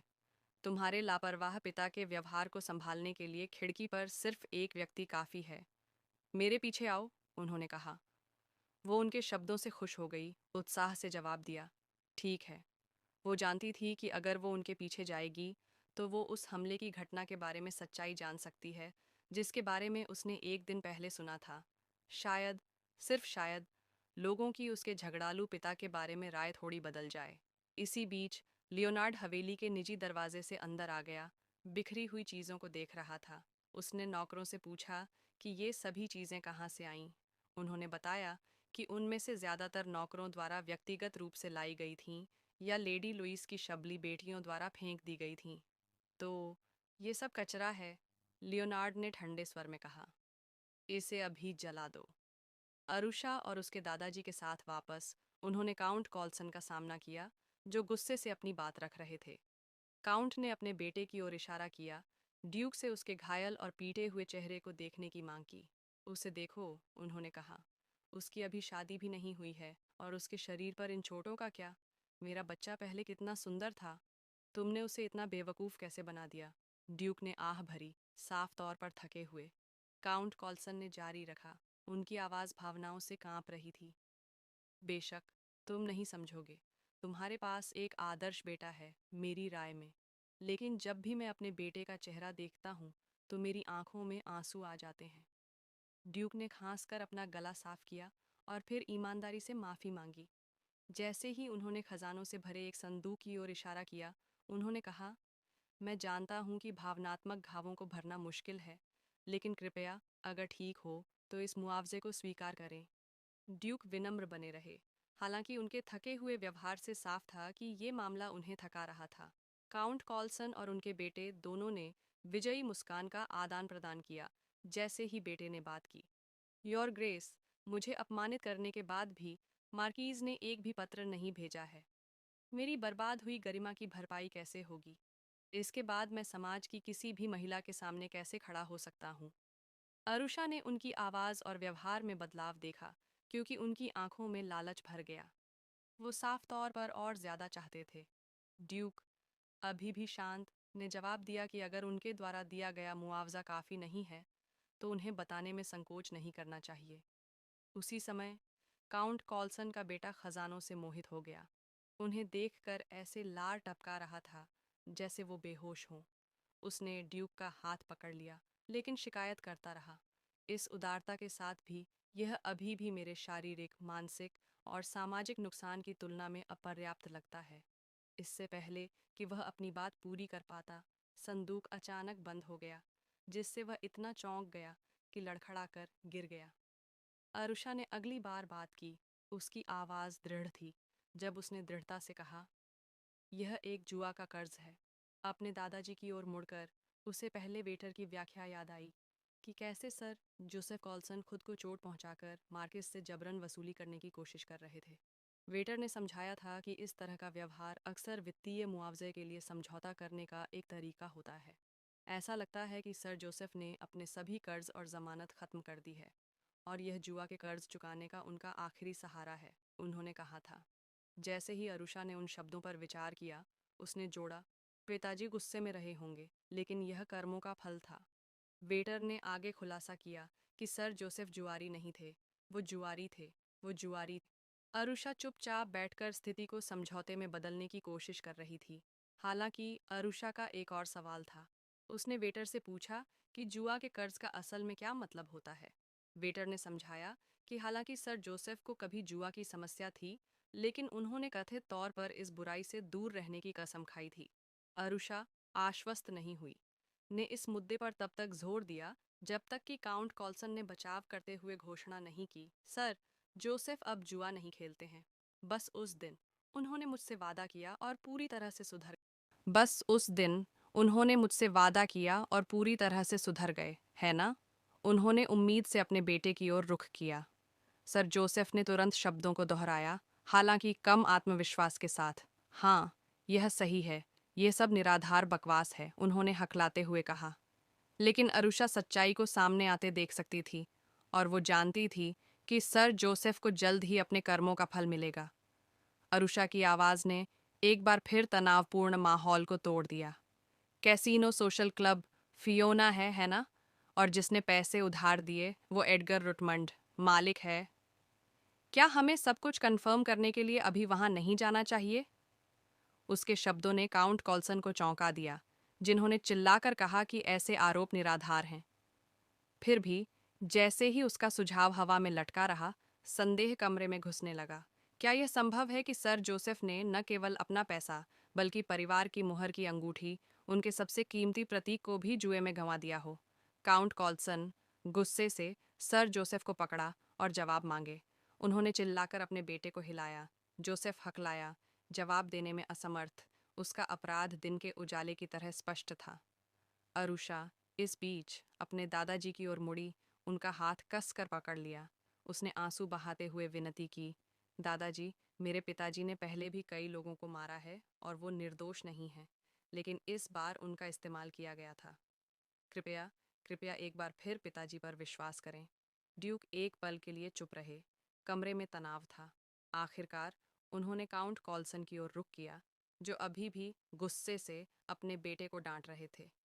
ये सच है कि मेरे बेटे ने हिंसा का सहारा लिया और इसके लिए मेरी माफ़ी वापस नहीं ली जा सकती। हालांकि अगर आपकी वास्तव में इस विवाद को सुलझाने की इच्छा है, तो मेरे द्वारा लाई गई चीज़ों का अपनी इच्छा अनुसार उपयोग करें, ड्यूक ने दृढ़ता से कहा। बिना जवाब का इंतजार किए वो जाने के लिए मुड़ गए। उनके षड्यंत्रों के सामने भी उनकी शांति भंग नहीं हुई। काउंट कॉल्सन ने ड्यूक को आवाज़ दी, उन्हें रुकने की कोशिश की, लेकिन ड्यूक ने शांति से जवाब दिया कि अगर वो अनुबंध पर पुनर्विचार करना चाहते हैं, तो वो उनसे कभी भी संपर्क कर सकते हैं। इसके साथ ड्यूक चले गए। उसी समय जोसेफ फर्श पर पड़ा रो रहा था। एरुषा ने उसकी ओर देखा और अपने दादाजी के पीछा चली गई। काउंट कूलसन अपने बेटे को दूसरे कमरे में खींच ले गए, इस परिणाम से संतुष्ट महसूस कर रही थी। जैसे ही वे वापस गाड़ी में बैठे और अपनी घर की यात्रा शुरू की, ड्यूक के सचिव ने टिप्पणी की, ऐसा लगता है कि इस बार एरुषा का प्रभाव वास्तव में मौजूद है। उसके दादाजी ने तिरस्कार पूर्वक कहा, उस डीठ छोटी बदमाश का बिल्कुल भी प्रभाव नहीं है। सचिव ने एरुषा की ओर इशारा किया, जो अपने दादाजी की गोद में गहरी नींद में सो रही थी। यह देखने के बाद भी क्या तुम ऐसा कह सकते हो? उसने पूछा। ड्यूक ने टिप्पणी को खारिज कर दिया, लेकिन जब एरुषा शांति से सो रही थी तो उसकी ओर देखा। उन्हें उसके पहले के शब्द याद आए, उसकी विनती कि वह एक बार फिर उसके पिता पर विश्वास करे। उन्होंने आह भरी और अपने सचिव की ओर मुड़े। परिवार की बैठक को फिलहाल स्थगित कर दो। सचिव ने सहमति में सिर हिलाया। जैसे ही गाड़ी आगे बढ़ी, अरुषा अचानक चौंक कर जाग गई। उसे एहसास हुआ कि वह सो गई थी। चारों ओर देखकर वह शांत हो गई। यह राहत की बात है, वह बुदबुदाई। वह आत्मविश्वास से कहते हुए उठी, वैसे भी मैंने स्थिति को संभाल लिया। अब मुझे बाहर निकालने का कोई तरीका नहीं है। उसी समय उसकी नौकरानी रोते हुए उसकी ओर दौड़ी आई। मेरी मालकिन, वह रोई, तुम्हारे पिता ने तुम्हारे कमरे के सारे दरवाजे हटा दिए हैं। अरुषा हैरान थी। जब अरुषा घटनाओं के इस विचित्र मोड़ से जूझ रही थी, एक आदमी कमरे में दाखिल हुआ और उसके पिता को बधाई दी। मुझे उम्मीद नहीं थी कि जब मैं छुट्टी पर था तो तुम दोनों का पुनर्मिलन हो जाएगा, उसने कहा। यह सब खबरों में है। आलोचना पहले ही शुरू हो चुकी है, उसने व्यंग्यात्मक मुस्कान के साथ कहा। मुझे लगा था कि इस घटना से आखिरकार तुम्हें ड्यूक के परिवार से बाहर निकाल दिया जाएगा। इसके बजाय तुम अपनी बेटी के साथ एक ही हवेली में रहने लगे। सच में कितनी राहत की बात है। क्या यह पुरस्कार जैसा नहीं है? लियोनार्ड, जो उस समय टब में भीग रहा था, चिल्लाया। क्राबी, तुम्हारी हिम्मत कैसे हुई? क्राबी बिना किसी हिचकिचाहट के बाथरूम के दरवाजे के पास गया। मेरी बदतमीजी को सहन करने का एक कारण है ना? बेशक, लियोनार्ड ने चिढ़कर जवाब दिया। लगातार नए लोगों को भर्ती करने और निकालने के बजाय क्या मेरे जैसे पूरी तरह से अनुकूलित किसी व्यक्ति को तुम्हारी सहायता के लिए छोड़ना बेहतर नहीं है, मार्क्विस? क्रैबी ने चिढ़ाया। लियोनार्ड ने पलटवार किया। एक दिन मैं तुम्हें निश्चित रूप से निकाल दूंगा, क्रैबी ने कुटिल मुस्कान दी। बेशक, जब तक तुम मेरी गर्दन बचाओगे, मैं अथक प्रयास करूंगा। जैसे ही क्रैबी ने बात की, वह मार्क्विस के रूप को निहारे बिना नहीं रह सका। उसकी आवाज़ लगभग श्रद्धापूर्ण थी। आपका शरीर, मेरे स्वामी, एक ग्रीक देवता की तरह है। इतना पागल व्यक्ति इतना सुंदर कैसे हो सकता है? लियोनार्ड ने उसे अनदेखा कर दिया, चिढ़कर अपनी कनपटियों को रगड़ते हुए।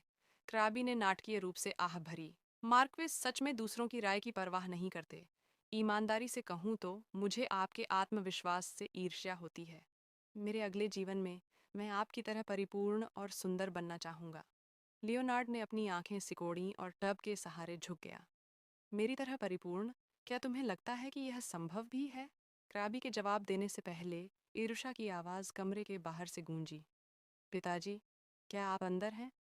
क्राबी तुरंत सीधा हो गया, शांत दिखने का नाटक करते हुए। इतनी शुद्ध और स्पष्ट आवाज़। एक ताज़े झरने की तरह वह विस्मय में बुदबुदाया। लियोनार्ड ने भौहें सिकोड़ी। मुझे ढकने के लिए कुछ लाओ, उसने क्राबी पर चिल्लाया। जैसे ही शब्द उसके मुंह से निकले, इरुषा ने दरवाज़ा खोल दिया। क्राबी जम गया, उसकी उपस्थिति से स्तब्ध। उसने उत्सुकता से उसकी ओर देखा। तुम कौन हो? उसने पूछा। अचानक याद करते हुए उसने अपना सिर झुकाया। रुको, क्या तुम क्राबी हो? क्राबी अब एक झटके में ने सिर हिलाया। यह सही है, उसने कहा। मैं क्राबी वेस्ट हूँ, आपके पिता के सचिव। उसने अपनी चौड़ी आंखों से उसकी ओर देखा, अपना विस्मय छिपाने में असमर्थ। यदि यह ज्यादा परेशानी न हो तो क्या मैं आपसे आराम से बात कर सकता हूँ? इरुषा ने संक्षेप में उसे घूरा और कहा, आपसे मिलकर अच्छा लगा। क्राबी उसकी तीखी निगाह से घबराकर अपनी छोटी उंगली बढ़ाई। क्या हम फिर वादा करें? इसके बजाय इरुषा ने उससे हाथ मिलाने के लिए अपना हाथ उठाया, जिससे वह चिल्ला उठा, कितनी प्यारी! क्या इतने छोटे हाथ से हाथ मिलाना ठीक है? क्या यह काफी होगा? लियोनार्ड ने क्राबी की अति प्रतिक्रिया देखी और सचिव के कंधे पर मजबूती से हाथ रखा। खुद पर काबू रखो, उसने धमकी भरी निगाह से कहा। क्राबी तुरंत शांत हो गया और सिर हिलाया। जी, सर। इरुषा की ओर मुड़ते हुए लियोनार्ड ने तीखे स्वर में पूछा, तुम यहाँ क्यों हो? अब जब तुम अपने असली पिता के साथ रह रही हो, तो क्या तुमने अचानक लाड प्यार करने का फैसला किया है? इरुषा ने उसकी टिप्पणी को अनदेखा कर दिया और इसके बजाय उसकी ओर देखा। जैसे ही इरुषा ने अपने पिता से पूछा, वह मुस्कुराया और हाँ कहा। वह कुछ ऐसी चीजें कर रही थी जो उसने कुछ समय से नहीं की थीं, जैसे कि विनम्र होना और एक शिक्षक को नियुक्त करना।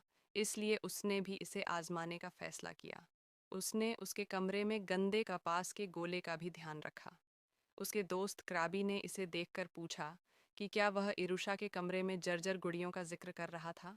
उसके पिता ने तुरंत उसे चुप रहने के लिए कहा, यह विश्वास करते हुए कि अब वह समझ गई है कि उसे फिर से उसके साथ हस्तक्षेप नहीं करना चाहिए, और फिर वह बाहर चला गया। इरुषा अपनी जगह पर खड़ी रही और क्राबी, जिसने यह देखा, थोड़ा घबरा गया। लियोनार्ड ने दृश्य को देखते हुए टिप्पणी की कि अगर वह रोने वाली थी तो उसे ऐसा करना चाहिए जहां वह उसे न देख सके। एक बड़ा आदमी बच्चा। इसके बाद एक आह और थोड़ी हंसी आई। वे उसकी ओर घूर रहे थे, सोच रहे थे कि क्या हो रहा है, और फिर इरुषा ने क्राबी को बुलाया। उसने भ्रम में जवाब दिया। उसने उससे कहा, पिताजी एक शरारती, उपद्रवी बदमाश हैं। वह इतने बुरे नहीं थे, इसलिए मैं आपसे देखभाल करने के लिए कह रही हूँ। उसने आंख मारी और क्राबी उसे देखते ही पूरी तरह से उसकी मासूमियत में खो गया। उसने तुरंत जवाब दिया, बेशक, और उसे लगातार हिलाया, जिससे इरुषा मुस्कुराई। फिर वह मुड़ी और बोली, और पिताजी, चाहे मैं कितनी भी छोटी क्यों ना हो जाऊं, कृपया मेरी निजता का सम्मान करें और फिर से मेरे कमरे में ना आए। इसके साथ ही उसने दरवाज़ा जोर से बंद कर दिया। क्राबी ने उसे देखकर हाथ हिलाया और हंसा। पिताजी ने अभी फ़ोन किया, कहा, ठीक है, तो भविष्य में तुम उस पर भरोसा करोगे। वे सच में शरारती हैं, मार्क्विस। लियोनार्ड ने निराशा में आह भरी और क्राबी से कहा कि उम्मीद के मुताबिक वह उसे अभी निकाल देगा। लेकिन फिर वह तुरंत लड़खड़ा गया, खुद को सही करते हुए कहा कि यह सिर्फ एक मजाक था। इस बीच महामहिम इरुषा अब गलियारों से गुजरते हुए अपने दिल में जानती थी कि वह वास्तव में गुड़ियों के बारे में इतनी नाराज नहीं थी। जो सच में उन चीज़ों को संजोती थी, वह मूल इरुषा थी। हालांकि वह जानती थी कि वह बहुत परेशानी में होती। हालांकि वह जानती थी कि अगर उस बच्चे ने यह देखा होता तो वह निश्चित रूप से बहुत दुखी होती। उसने अपने जूते उतार दिए और खुद से सोचा, इरुषा, अगर तुम अभी भी मेरे साथ हो तो तुम शायद अभी गहरी नींद में सो रही हो। लेकिन इस ड्यूकल परिवार के भीतर मैं एक ऐसी जगह बनाऊंगी जहां तुम गर्व से रह सको। तभी उसकी नौकरानी अंदर आई, उसे चौंका दिया और उसे डर से कांपने पर मजबूर कर दिया। नौकरानी ने तुरंत माफ़ी मांगी, यह कहते हुए कि उसे डराने के लिए उससे कितना खेद है। फिर वह हिचकिचाई, इससे पहले कि वह पूछती कि क्या इरुषा अभी भी परेशान है। इरुषा मुस्कुराई और उसे आश्वस्त किया, यह ठीक है। फिर उसने पूछा कि वह क्यों आई थी। नौकरानी ने उत्साह से उसे सूचित किया कि उसे निकोल सियन परिवार से एक संदेश मिला है, और अंदाज़ा लगाओ क्या तुम इसे राज रखना चाहती हो। फिर उसने खुलासा किया कि सारा मुआवजा ड्यूक को लौटा दिया गया है। इरुषा मुस्कुराई, वह खुश होगा। हाँ बिल्कुल, ये बहुत अच्छी खबर है। उस दोपहर बाद एक आगंतुक आया। उसने अपना परिचय दिया। उसने कहा, आपसे मिलकर खुशी हुई। मैं लिम्ब्रिक ब्रे हूँ। आज से मैं आपकी शिक्षा का प्रभारी रहूंगा। अरुषा मुस्कुराई और जवाब दिया, आपसे मिलकर भी खुशी हुई।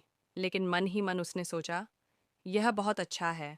मैं सिर्फ 5 साल की हूँ और इतनी तेजी से आगे बढ़ रही हूँ। जल्द ही मुझे शाबली परिवार में एक प्रतिभाशाली के रूप में पहचाना जाएगा। लिमरिक एक पल के लिए घबराया हुआ दिखा, फिर उसकी ओर झुककर कहा, इस सप्ताह हम एक साथ पकड़म पकड़ाई का खेल खेलेंगे। अरुषा चौंक गई, उसके शब्दों को अपने दिमाग में दोहराते हुए। क्या तुमने अभी कहा इस सप्ताह? उसने सिर हिलाया। हाँ हाँ, और अगले सप्ताह मैं एक प्लेहाउस बनाने की योजना बना रहा हूँ। उसने भौहें सिकोड़ी। मैं पढ़ना चाहती हूँ, बस मुझे सिखाइए। मैं पहले से ही बैंग या चोंग जैसी कठिन समस्याओं को हल कर सकती हूँ। लिमरिक ने अपना गला साफ किया। ठीक है, तो चलिए शुरू करते हैं। बिना किसी हिचकिचाहट के उसने तुरंत अपनी उलटी गिनती शुरू कर दी। अरुषा के पास स्थिर खड़े रहने के अलावा कोई विकल्प नहीं था। उसे एहसास हुआ कि वह सामान्य अर्थों में शिक्षक नहीं था। फिर भी वह उतनी ही तेजी से दौड़ पड़ी जितनी तेजी से उसके पैर उसे ले जा सकते थे। उसने मध्यम आकार की दीवारों को पार किया और कुछ खोजती हुई प्रतीत हुई। अंत में जब उसने वह देखा जिसकी वह तलाश कर रही थी, तो वह उस पर जोर से झपटी। क्या तुम हो? लेकिन जैसे ही वह हवा में उड़ी, उसे अचानक एहसास हुआ कि वह बिल्कुल भी वह नहीं था। इसके बजाय वह नॉकटर्न था। उसने उसे ठीक समय पर पकड़ लिया। अविश्वास में उसने उसे पुकारा, लेकिन वह बस मुस्कुराई। क्या सही समय है? फिर उसने पूछा, क्या तुमने गोल चश्मे वाला एक सुनहरे बालों वाला बदमाश देखा है? नॉकटर्न ने शांत रहने का आदेश दिया। उसे पूछा कि क्या उसे पता भी है कि वह कहाँ घुसी है। तुरंत यहाँ से निकलो। अरुषा उलझन में थी। उसे समझ नहीं आया कि उसका क्या मतलब है। तभी पीछे से एक नई आवाज़ आई। क्या हो रहा है? मुझे माफ़ कर दीजिए, मेरा इरादा आपके दादाजी को चोट पहुंचाने का नहीं था। नॉकटर्न तुरंत सीधा खड़ा हो गया और झुका। मेरी क्षमा याचना, मैंने गलती से गलत कदम उठा लिया। ड्यूक को हालांकि यह एक अजीब घटना लगी। एक पल के लिए मुझे लगा कि उस बदमाश की जंगली बेटी अचानक प्रकट हो सकती है। योर ग्रेस, ड्यूक, मात्र विचार ही उसके सीने पर भारी लग रहा था। जैसे ही नॉकटर्न ने बात की, वह हिचकिचाया। Arusha, your grace.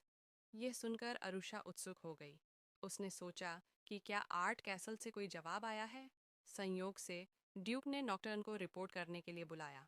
तभी नॉकटर्न ने एक पत्र निकाला और उसकी सामग्री को जोर से पढ़ा।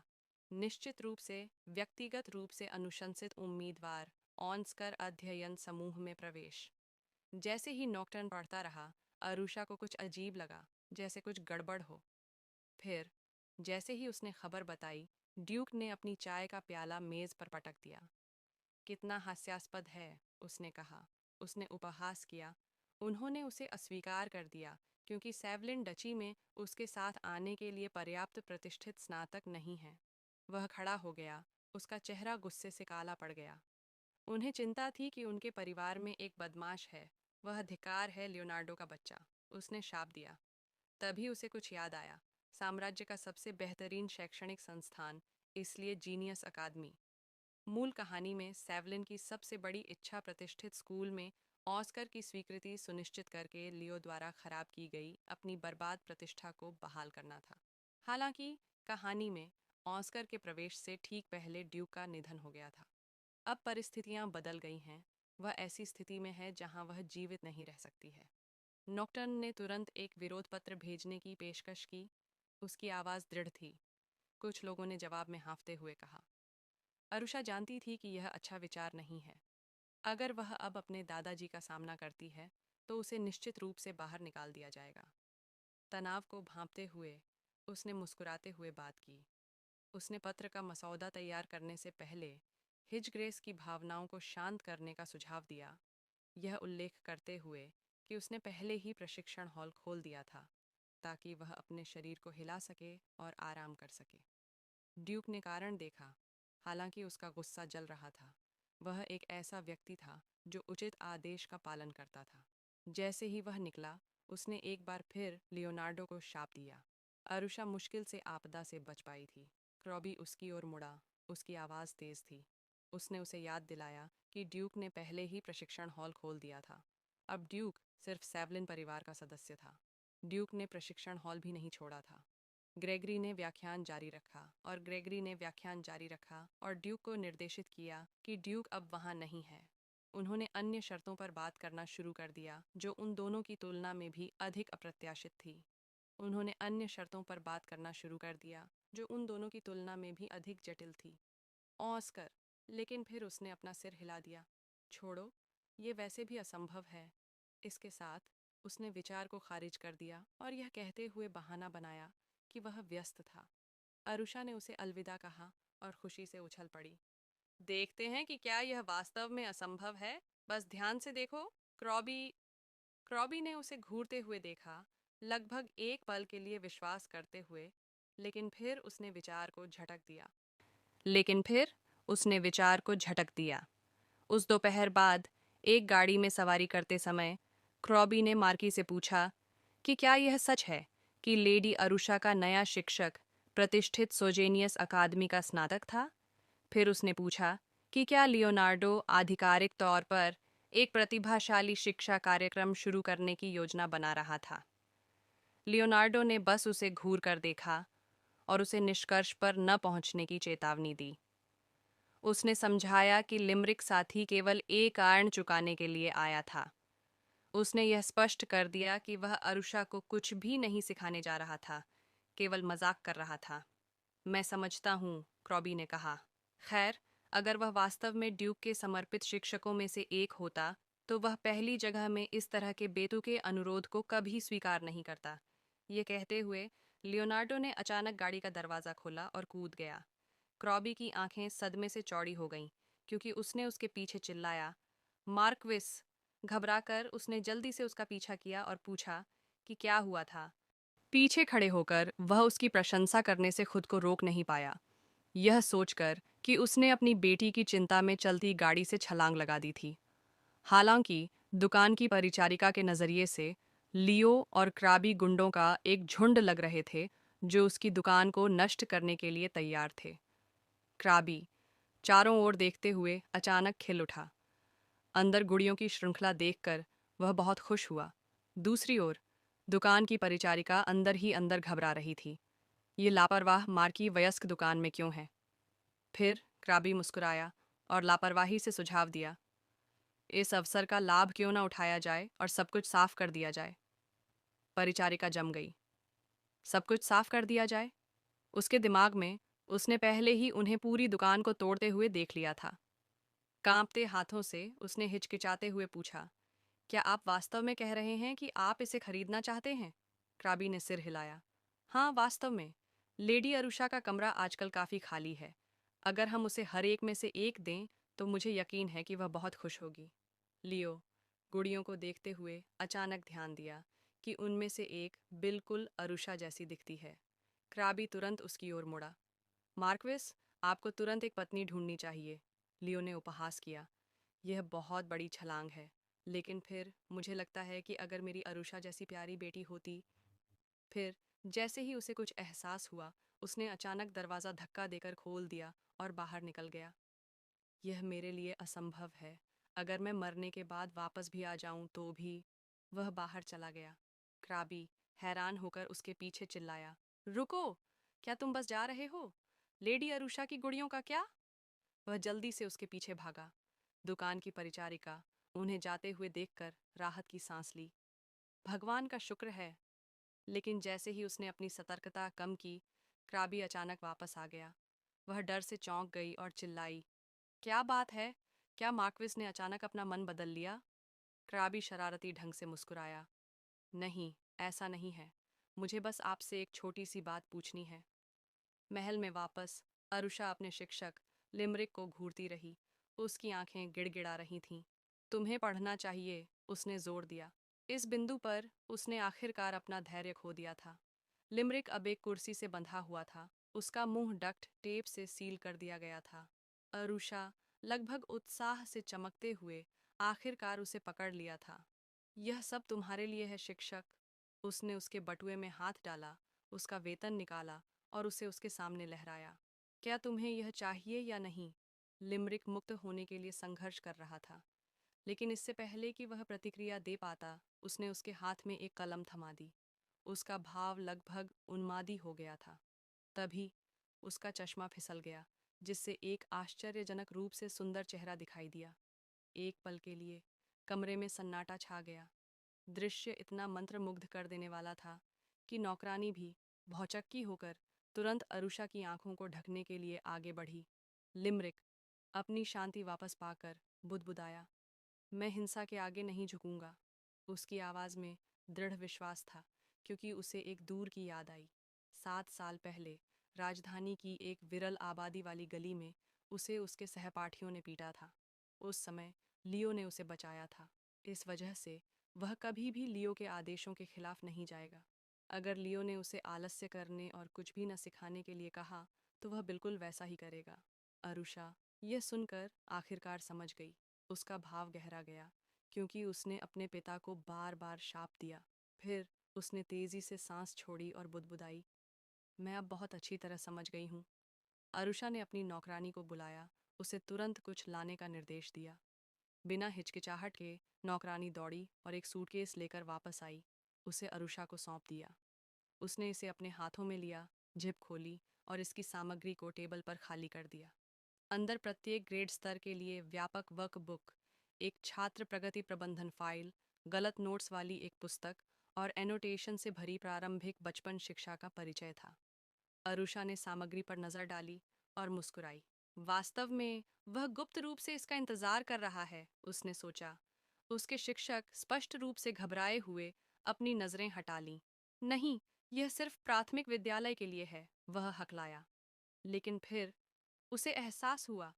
उसने वर्कबुक में से एक को उठाया और हिचकिचाते हुए पूछा, 1 मिनट रुको, क्या तुम इसे पढ़ सकती हो? अक्षर थोड़े अलग थे, जिससे वह भौहें सिकोड़ रहा था। लेकिन इससे पहले कि वह इस पर ध्यान दे पाता, अरुषा ने अपने हाथ एक साथ ताली बजाई। चलो इसे इस तरह करते हैं शिक्षक। उसकी आवाज़ आत्मविश्वास से भरी थी। 30 मिनट में मैं इस वर्कबुक में सब कुछ हल कर दूंगी।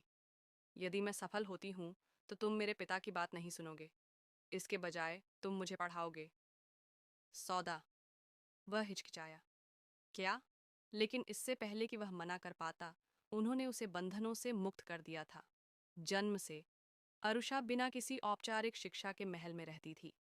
शिक्षक ने मान लिया था कि उसे मूल बातें समझने में कम से कम 1 साल लगेगा।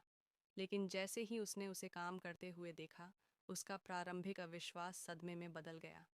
कैसे कैसे एक 5 साल के बच्चे में एकाग्रता का यह स्तर हो सकता है? वह बिना एक पल भी हिचकिचाए पन्ने पलटते हुए अथक रूप से काम कर रही थी। उसकी आंखें उस पर टिकी रहीं, लगभग मंत्रमुग्ध। एबॉट, उसकी नौकरानी, ने देखा कि कुछ गड़बड़ है। उसने अरुषा को चिंता के साथ बुलाया, ये महसूस करते हुए कि वह खुद को बहुत ज़्यादा थका देने लगी है। अरुषा, तनाव महसूस करते हुए, याद किया कि वह हाल ही में इस बच्चे के शरीर में इधर उधर भाग रही थी।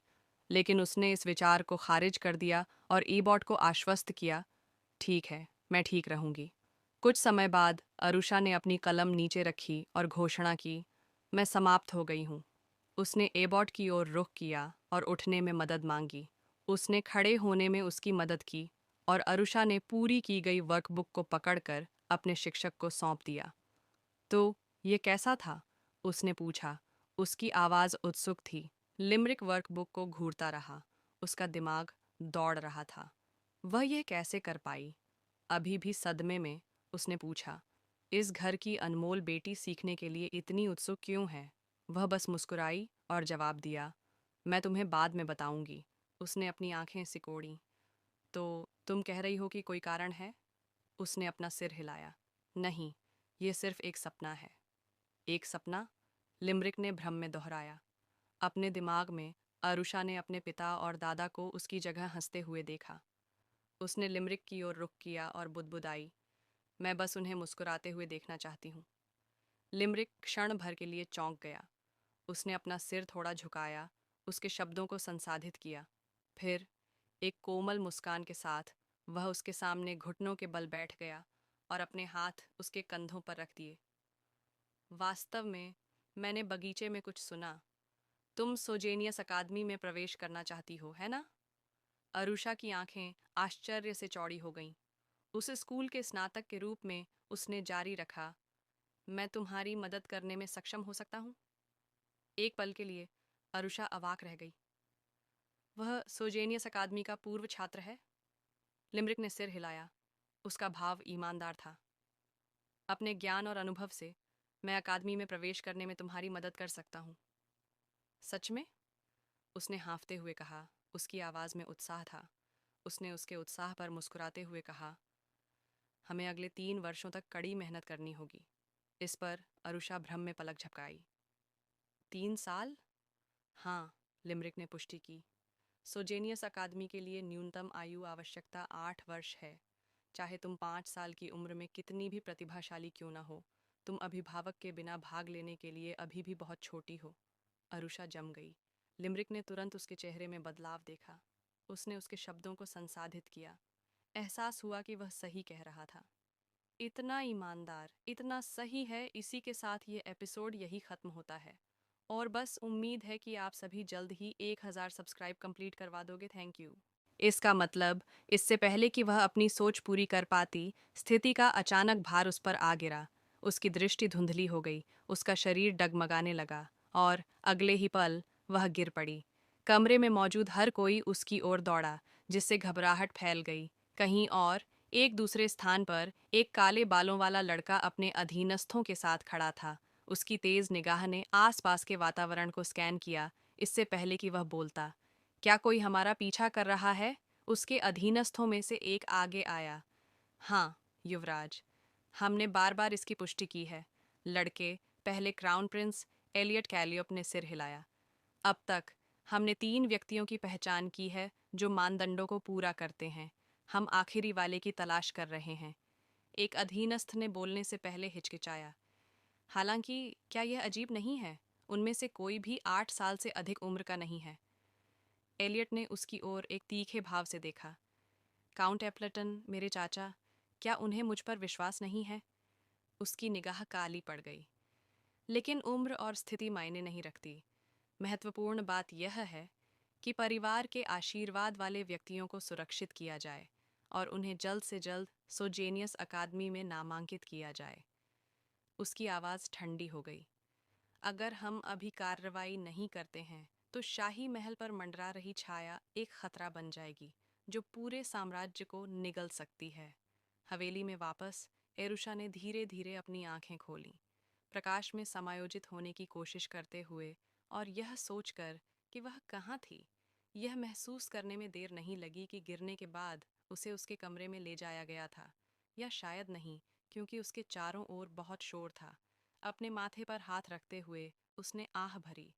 तभी अचानक एक टेढ़ी बियर उसके ऊपर रख दिया गया।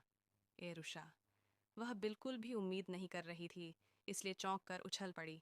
उसकी नौकरानी ने उस पर मुस्कुराते हुए कहा, आपके पिता लॉर्डशिप चाहते हैं कि आपके पास नए गुड़िया हों। एरुषा उसे घूरती रही, पूरी तरह से हैरान। नए गुड़िया? उसकी नौकरानियों ने उत्साह से सिर हिलाया। वे वर्तमान में डिस्प्ले कैबिनेट में व्यवस्थित किए जा रहे हैं। आपको सबसे ज़्यादा कौन से पसंद हैं? जानवरों की गुड़िया, राजकुमारियाँ, विंडअप गुड़िया? एरुषा का दिमाग साथ देने के लिए संघर्ष कर रहा था। ये समझने के लिए बहुत कुछ है, उसने बुदबुदाया। वह गुड़िया के संग्रह को घूरती रही। उसके विचार चक्कर लगा रहे थे। फिर अचानक उसने अपने सिर पर कंबल खींच लिया। नौकरानियां भ्रमित होकर पलकें झपका रही थीं। लेडी एरुषा, कंबल के नीचे से उसकी दबी हुई आवाज़ आई। मैं बस अपने नए दोस्तों को नाम देना चाहती हूँ। क्या आप सब थोड़ी देर के लिए बाहर जा सकते हैं?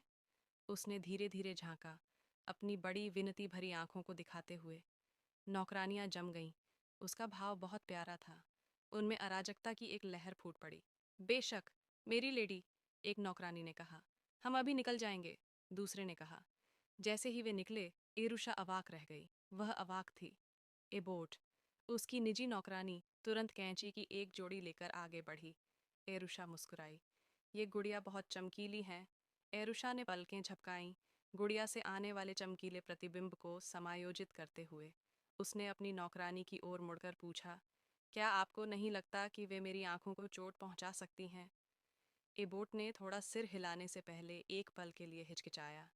ये एक वैध बात है मेरी लेडी, एरुषा ने अपनी सांस के नीचे फुसफुसाया। तो ऑन ऑपरेशन शुरू होने दो। उसकी नौकरानी ने चुपचाप देखा, ये देखते हुए कि जिन लोगों ने एरुषा को इतने समय तक अनदेखा किया था वे अब अचानक उसकी प्रशंसा कर रहे थे, उसे प्यारी कह रहे थे। उसने आंतरिक रूप से उपहास किया। ऐसे लोग उसे देखने के विशेषाधिकार के भी लायक नहीं हैं। विषय बदलते हुए एबोट ने पूछा, वैसे आपके शिक्षक क्या कर रहे हैं? उसने समझाया कि शिक्षक हाल ही में परिचितों से मिलने में व्यस्त थे, प्रवेश परीक्षा के बारे में जानकारी इकट्ठा कर रहे थे। अगर उन्हें कुछ उपयोगी मिला तो उन्होंने तुरंत आने का वादा किया, इसलिए एरुषा को चिंता करने की कोई बात नहीं थी। एरुषा ने बस जवाब दिया। एबोट ने फिर कहा, वैसे मेरी लेडी, बेहतरीन गुड़िया असली गहनों से सजी होती हैं। चकाचौंध करने वाली नई गुड़िया को देखकर एरुषा को अपराध बोध की एक लहर महसूस हुई। पहले वाली गुड़िया उनकी तुलना में बहुत घटिया लग रही थीं। उसने उनके लिए खेद महसूस करते हुए आह भरी। यह बस, उसने शुरू किया, लेकिन इससे पहले कि वह खत्म कर पाती, एक आवाज ने उसे पुकारा। एबोट आवाज के स्रोत की ओर मुड़ी और एरुषा को एक पल इंतजार करने के लिए कहा। हालांकि इससे पहले कि वह दूर जा पाती, एरुषा ने उसे एक छोटा बैग थमा दिया। एबोट आश्चर्य से पलकें झपका रही थी। मेरी लेडी, ये मेरे लिए बहुत अधिक है। ये इतनी कीमती चीजें हैं, मैं भला कैसे? इससे पहले कि वह खत्म कर पाती, एरुषा ने उसे रोक दिया। ये ठीक है, आपने पिछले कुछ दिनों में मेरी इतनी मदद की है। गहराई से एरुषा सच्चाई जानती थी। एबोट ने न केवल उसकी देखभाल की जब कोई और नहीं था, बल्कि उसने बिना किसी हिचकिचाहट के मुश्किल अनुरोधों को भी संभाला। वह सिर्फ एक नौकरानी से कहीं अधिक थी। वह एरुषा की एकमात्र अभिभावक थी। गर्मजोशी से मुस्कुराते हुए एरुषा ने कहा, आपको इस बार अपना वादा निभाना होगा, ठीक है? दादी एबोट, मैं आपकी शीघ्र स्वस्थ होने के लिए भी प्रार्थना करूंगी। एबोट भावनाओं से अभिभूत थी।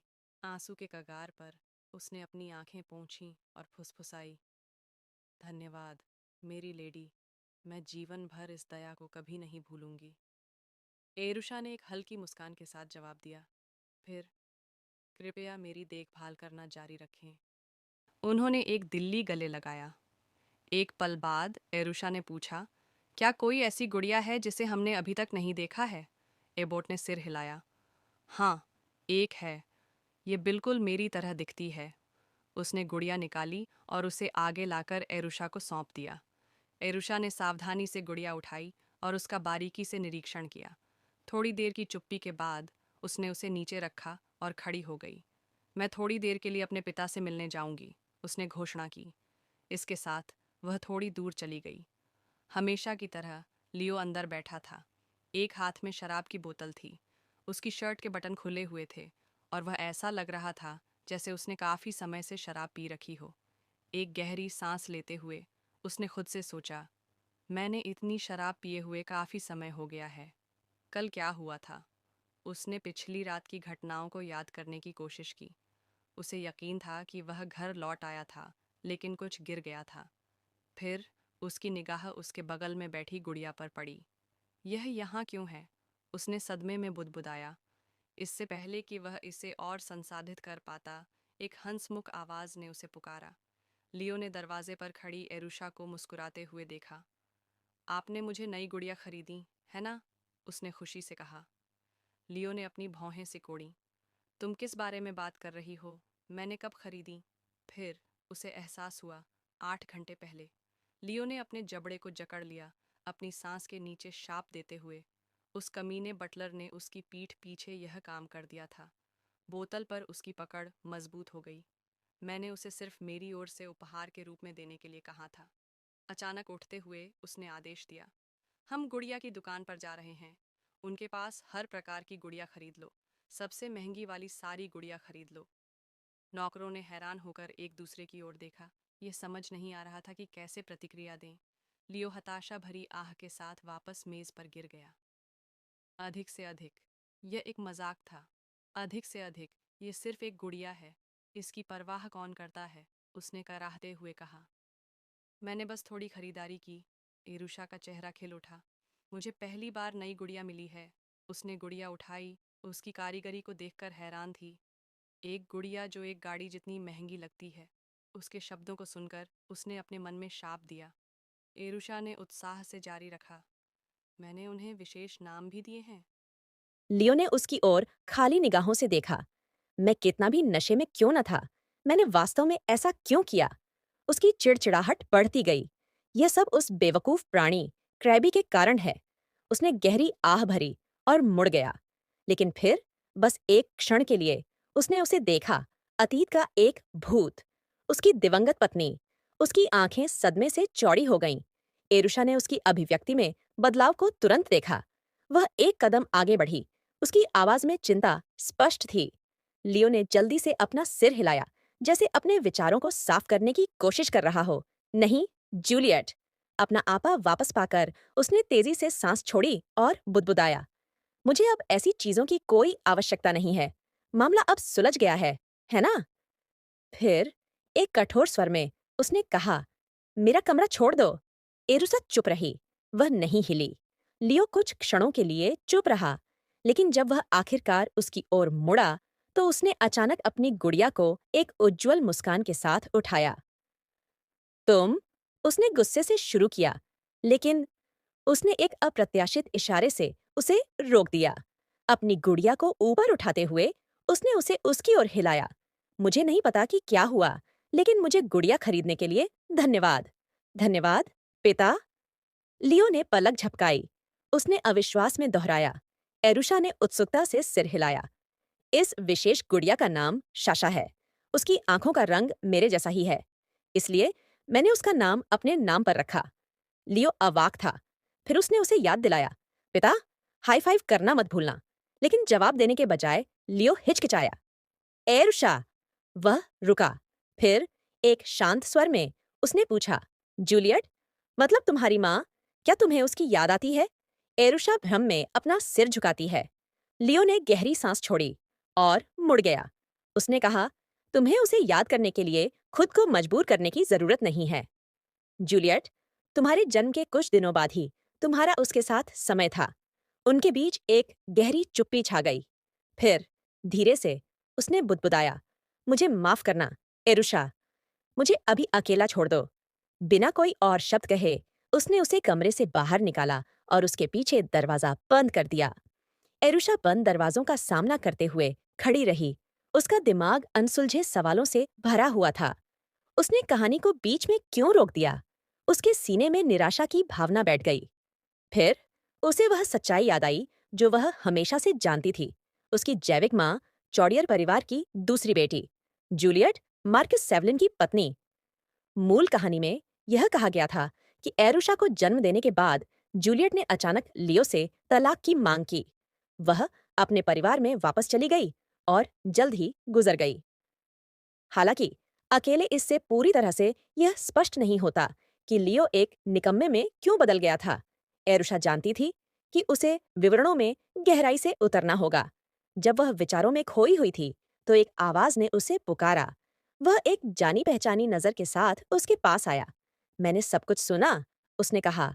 तो क्या तुम्हें अपनी नई गुड़िया पसंद है? एरुषा तुरंत उसकी ओर मुड़ी। उसने कहा, तुम बिल्कुल सही समय पर आए हो। मुझे तुमसे कुछ पूछना है। यह मेरे पिता के बारे में है। क्रैबी ने एक छोटी सी हंसी निकाली। उसके निजी सचिव के रूप में मैं व्यावहारिक रूप से उसके बारे में सब कुछ जानता हूँ। बिना हिचकिचाए एरुषा ने पूछा, मेरी माँ ने मेरे पिता को तलाक क्यों दिया? क्रैबी पूरी तरह से हैरान हो गया। अपनी चाय पर घुटन हो गई। हिंसक रूप से खांस रहा था। एक बार जब वह ठीक हो गया तो उसने उसे सदमे में देखा। उसने सवाल किया, तुम अचानक यह क्यों पूछ रही हो? उसने उसके सवाल को नजरअंदाज कर दिया और उस पर एक और सवाल दागा, क्या मेरी माँ मेरे पिता से नफरत करती थी? क्रैबी ने खुद को एक मुश्किल स्थिति में पाया। सावधानी से जवाब देने से पहले वह हिचकिचाया। खैर, यह एक शर्म की बात है। फिर जैसे अपना मन बना रहा हो उसने आह भरी और उसके सामने घुटने टेक दिए। कैसा रहेगा अगर हम थोड़ी देर टहलने चलें? जैसे ही वे हवेली के बरामदे में टहल रहे थे, क्रैबी ने समझाना शुरू किया। उसने कहा, रईसों के बीच विवाह अक्सर पारिवारिक संबंधों को मजबूत करने के लिए तय किए जाते हैं। एरुषा ने सिर हिलाया। तुम्हारा मतलब अरेंज मैरिज से है? क्रैबी ने एक भौं उठाई। उसने बुदबुदाया, तुम्हें ऐसे शब्द कहाँ से पता चले? फिर जारी रखने से पहले, उस अर्थ में, तुम्हारे पिता और लेडी जूलियट विशेष थे। उन्होंने सत्ता के लिए नहीं, प्यार के लिए शादी की। हवेली में हर कोई जानता था कि वे एक दूसरे को कितना पसंद करते थे। लेकिन जब तुम्हारा जन्म हुआ तो तुम्हारे दादाजी को एक विशेष परिवार के साथ गठबंधन की सख्त जरूरत थी। एरुषा की अभिव्यक्ति तब काली पड़ गई जब उसने वह याद किया जो उसने पढ़ा था। दुर्भाग्य से वह परिवार फोबे परिवार के अलावा कोई नहीं था। मेरी माँ के परिवार, चार्टियर्स के कट्टर दुश्मन, उसने बुदबुदाया। क्रैबी ने सिर हिलाया। अंत में ड्यूक ने फोबे परिवार के चौथे बेटे के बीच एक शादी को मजबूर कर दिया और तुम्हारी माँ के रिश्तेदारों में से एक, चार्टियर्स और फोब्स के बीच संघर्ष युद्ध के कगार पर पहुंच गया। एरुषा को आखिरकार समझ आ गया। माँ ने परिवारों के बीच सीधे टकराव को रोकने के लिए पहले तलाक की मांग की। बिल्कुल, क्रैबी ने पुष्टि की। अगर युद्ध छिड़ जाता तो संघर्ष की थोड़ी सी भी संभावना उस बच्चे को सबसे ज्यादा खतरे में डाल देती, जिसमें दोनों परिवारों का खून था। एरुषा ने अपनी मुट्ठी भींच ली। और मेरे पिता के बारे में क्या? क्या उन्होंने मेरी माँ को वापस लाने की कोशिश की? क्रैबी का चेहरा नरम पड़ गया। बेशक, उसने बार बार कोशिश की, लेकिन हर बार उसे दयनीय रूप से बाहर फेंक दिया जाता था। मार्क्विस ने ड्यूक के आदेशों की अवहेलना की और अनगिनत अपमान सहे। फिर भी वह चार्टियर परिवार में लौटता रहा। अंत में वह मेरी माँ से दोबारा नहीं मिल सका। एरुषा ने कांपती हुई आवाज में फुसफुसाया। उसके अंतिम संस्कार में जाने की तो बात ही छोड़ दीजिए। क्रैबी ने गंभीरता से सिर हिलाया। चार्टियर्स और मेरे दादाजी दोनों, वे बहुत ज्यादा थे। वह गुस्से में फूट पड़ी। क्रैबी ने आह भरी। जब कुलीन परिवारों में टकराव होता है तो ऐसा ही होता है। एरुषा ने अपने दांत किटकिटाए। क्रैबी ने जारी रखा, यहाँ तक कि तुम्हारे दादाजी को भी शायद यह उम्मीद नहीं थी कि जूलियट इतनी अचानक गुजर जाएगी। लेकिन अंत में परिवार के मुखिया के रूप में अपने कर्तव्य को प्राथमिकता देकर मार्क्विस ने अपनी पत्नी को हमेशा के लिए खो दिया। भले ही उनके फैसले ने सेवलिन परिवार को मजबूत किया, 5 महान नायकों में से एक के रूप में क्रैबी ने एरुषा की ओर देखा, उसकी अभिव्यक्ति में बदलाव को नोटिस किया। उसकी ओर थोड़ा झुककर उसने धीरे से बात की। मुझे लगता है कि यह थोड़ा भारी था, है ना? एरुषा ने ऊपर देखा। मुझे यह सब बहुत अच्छी तरह से समझ में आता है। क्रैबी आश्चर्य से झपका। फिर उसने कहा, लेकिन मुझे शायद इसके बारे में किसी को नहीं बताना चाहिए, है ना? क्रैबी सीधा हो गया और उसने उसे एक दृढ़ नजर दी। बिल्कुल नहीं, और खासकर तुम्हारे पिता को नहीं। एरुषा ने अपना सिर झुकाया। तभी उसकी नौकरानी उसका नाम पुकारते हुए दौड़ती हुई आई। मेरी लेडी, आपके शिक्षक का संदेश है, वह आ गया है। एरुषा का मूड उज्ज्वल हो गया। नौकरानी ने सिर हिलाया। उसने कहा कि वह प्रसिद्ध कला महल के साथ एक बैठक की व्यवस्था करने में कामयाब रहा है। एरुषा की आंखें उत्साह से चौड़ी हो गईं। वह अपनी नौकरानी की ओर मुड़ी। हमें जल्दी निकलना चाहिए। इससे पहले कि वह जा पाती, क्रैबी ने एक बार फिर पुकारा, मेरी लेडी, कृपया अपने पिता को इसके बारे में न बताएं। एरुषा क्रैबी को अपनी गर्दन को घबराकर रगड़ते हुए देखने के लिए मुड़ी, उस धमकियों को याद करते हुए जो लियो ने उसे दी थीं कि अगर उसने कभी भी खुलकर बात की तो वह उसे मार डालेगा।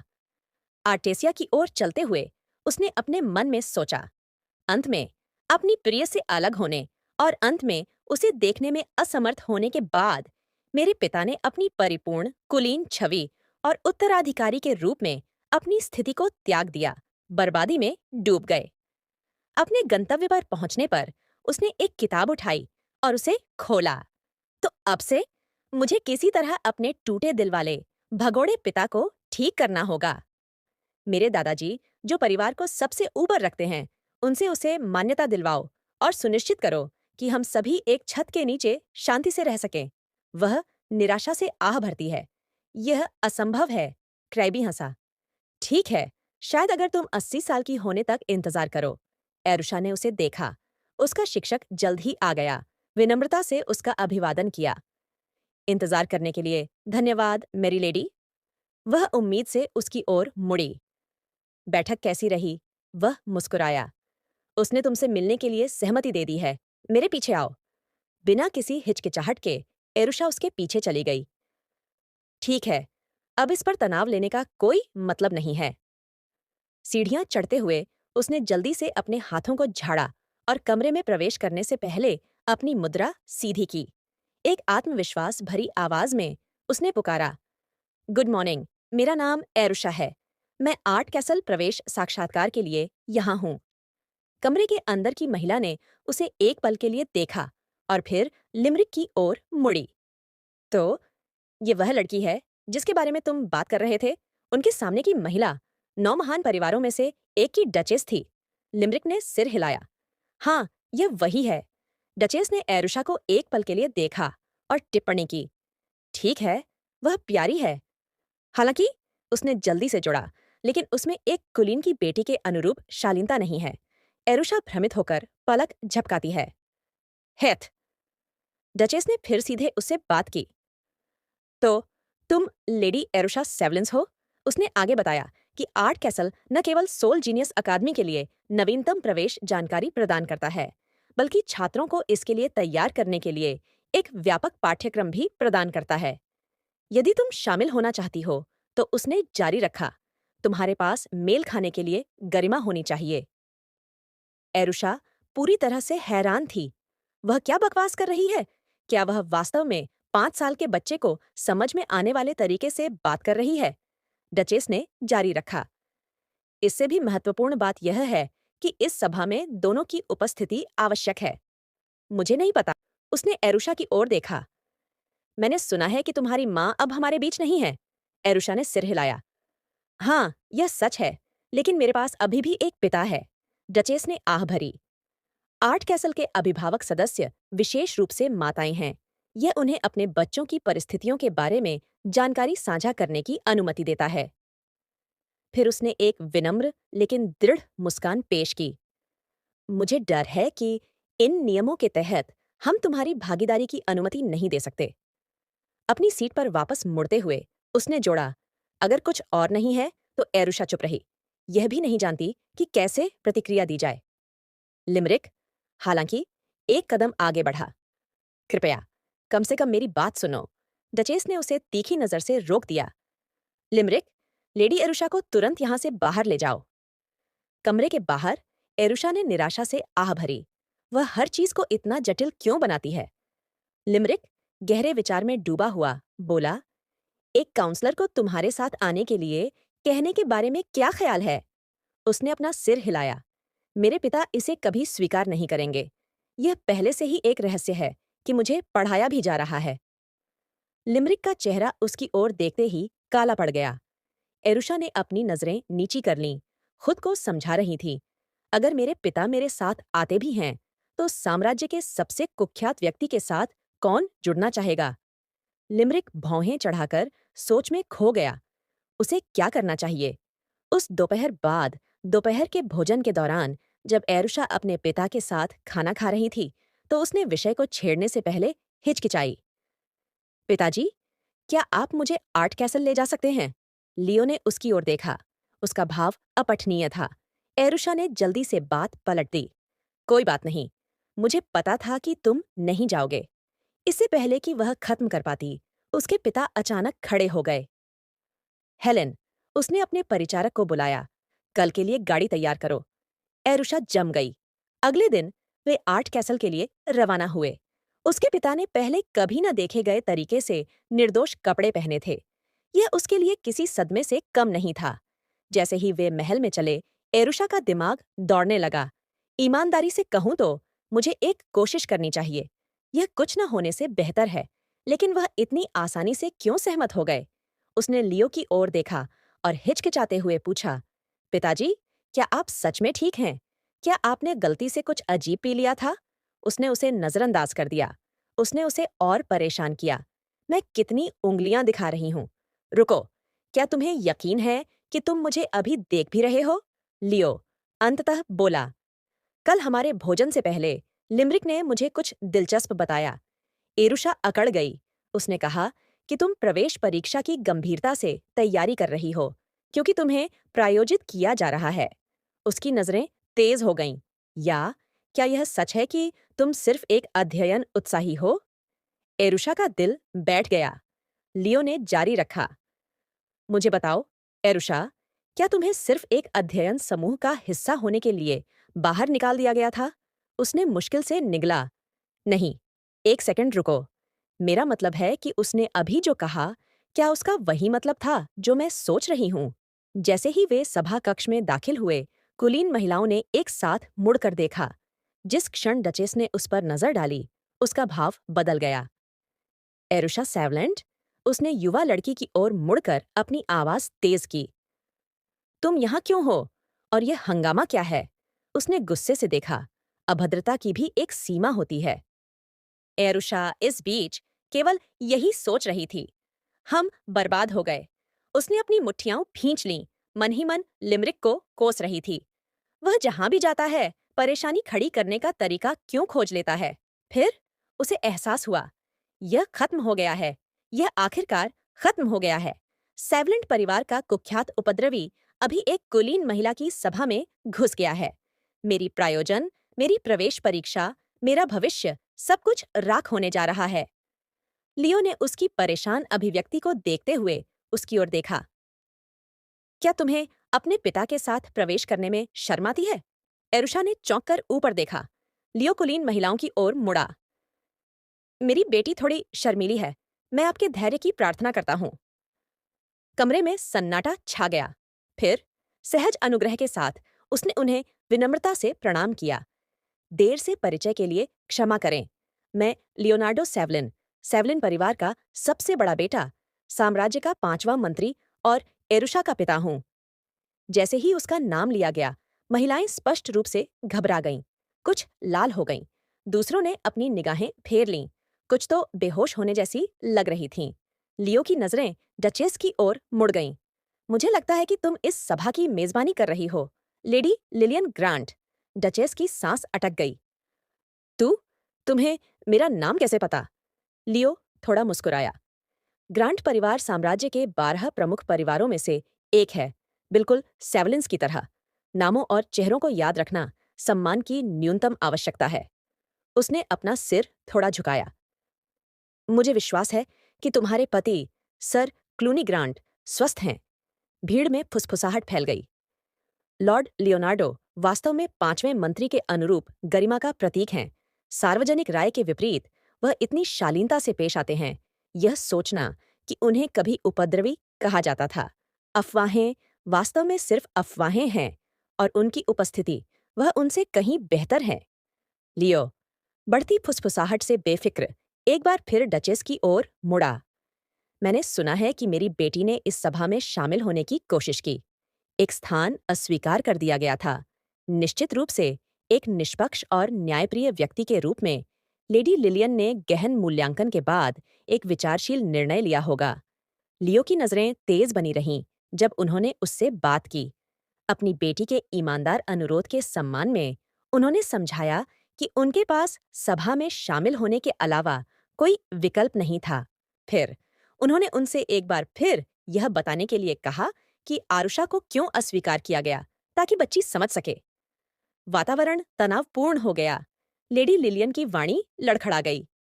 ठीक है, आप देखिए, लियो ने बीच में टोका। उनकी आवाज अडिग थी। आराम से बोलिए, औपचारिकताओं की कोई आवश्यकता नहीं है। लेडी लिलियन ने जवाब देने से पहले हिचकिचाई। आरुषा को अपनी माँ से समस्या है। लियो का चेहरा काला पड़ गया। मेरी पत्नी से समस्या? स्थिति बढ़ने से पहले आरुषा तुरंत उनके बीच में आ गई। कागज का एक पन्ना उठाते हुए उसने पुकारा, पिताजी, मैं अपने पिछले साक्षात्कार के दौरान कुछ दस्तावेज जमा करना भूल गई थी। वह लेडी लिलियन की ओर मुड़ी। दरअसल आप इसे नजरअंदाज करने वाली थीं, है ना, महोदया? आरुषा के अचानक हस्तक्षेप का सामना करते हुए लेडी लिलियन के पास इसके अलावा कोई विकल्प नहीं था। ठीक है, बहुत अच्छा। चलिए एक नजर डालते हैं। उन्होंने कागज लिया और पढ़ना शुरू किया। उनकी आंखें आश्चर्य से फैल गईं। क्या तुमने वास्तव में यह वर्कबुक सिर्फ 30 मिनट में पूरी कर ली? अन्य कुलीन महिलाएं उत्सुक होकर इसकी जांच करने के लिए आगे बढ़ीं। यह वास्तव में शांत उत्पत्ति का प्रतीक है, उनमें से एक ने फुसफुसाया। एक पल बाद लेडी लिलियन ने फिर से आरुषा को संबोधित किया। भले ही आर्ट कैसल। इससे पहले कि वह आगे बढ़ पाती, लियो ने बीच में टोका। बस, बहुत हुआ, आरुषा। उनका चेहरा भावशून्य बना रहा। ऐसा लगता है कि यहाँ अभिभावक बैठकें केवल माताओं से बनी होती हैं।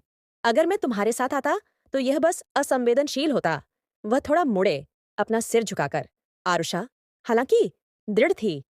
नहीं पिताजी, कृपया, बस इस बार। उसने अपने हाथों को जोड़ते हुए अपनी आंखें फैला दीं, जितना हो सके उतना मासूम भाव दिखाते हुए। कृपया मुझे आर्ट कैसल में भाग लेने दें। उनके आसपास की कुलीन महिलाएं लगभग उसी समय फूट पड़ीं। लेडी लिलियन के पीछे खड़ी उनमें से एक ने कहा, लेडी लिलियन। एक अन्य ने जोड़ा, आरुषा को रखना बहुत लायक है ना? कमरे में सहमति की फुसफुसाहट फैल गई। बिल्कुल, हम लॉर्ड लियोनार्डो के साथ भी एक बहुत समृद्ध दोस्ती बना सकते हैं। एक महिला ने विचार किया, लेडी लिलियन की ओर मुड़ने से पहले।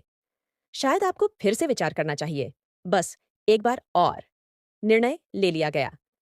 जब सब कुछ अंततः तय हो गया तो आरुषा और लियो आर्ट कैसल से बाहर निकले। उनका इंतजार कर रहे थे शिक्षक लिमरिक, जिन्होंने आरुषा को वही कागज दिए जिन्हें उसने पहले हल किया था। तो तुमने वास्तव में क्या किया? उन्होंने मुस्कुराते हुए पूछा। और क्या तैयार दस्तावेज कम से कम थोड़े मददगार थे? आरुषा थोड़ा मुस्कुराई। ठीक है, शायद। उसने आर्ट कैसल के भव्य प्रवेश द्वार की ओर देखा। उसका दिमाग दौड़ रहा था। अंत में ये सब दिखावे के बारे में है ना? उनसे थोड़ी दूर क्राबी लियो से बात कर रहा था। वैसे, क्या आपने फिर से विचार किया है? लियो चुप रहे। मुझे लगा कि तुम सिर्फ परेशानी खड़ी करने आए हो, क्राबी ने आह भरते हुए जोड़ा। फिर भी लियो ने कोई जवाब नहीं दिया। इसके बजाय उन्होंने बस पुकारा, आरुषा। आरुषा थोड़ा भौंचक्की रह गई। क्या उन्होंने जानबूझकर क्राबी को नजरअंदाज किया? वे गाड़ी में चढ़े, लेकिन घर जाने के बजाय गाड़ी दूसरी दिशा में मुड़ गई। आरुषा, जो लंबे समय से उसके साथ थी, ने कहा, आरुषा, तुम जा नहीं रही हो। भ्रमित होकर आरुषा ने पूछा, क्या हम घर नहीं जा रहे हैं? लियो पीछे झुक गए, सांस छोड़ते हुए। मैं इस बारे में काफी समय से सोच रहा हूँ, लेकिन तुम्हारी पोशाक बेतुकी रूप से पुरानी है। रंग फीका है, सिलाई घटिया ढंग से की गई है। ईमानदारी से कहूँ तो इसे देखना असहनीय है। आरुषा ने मुंह बनाया। गंभीरता से वह हमेशा मेरे गुस्से को भड़काने का तरीका ढूंढ लेते हैं।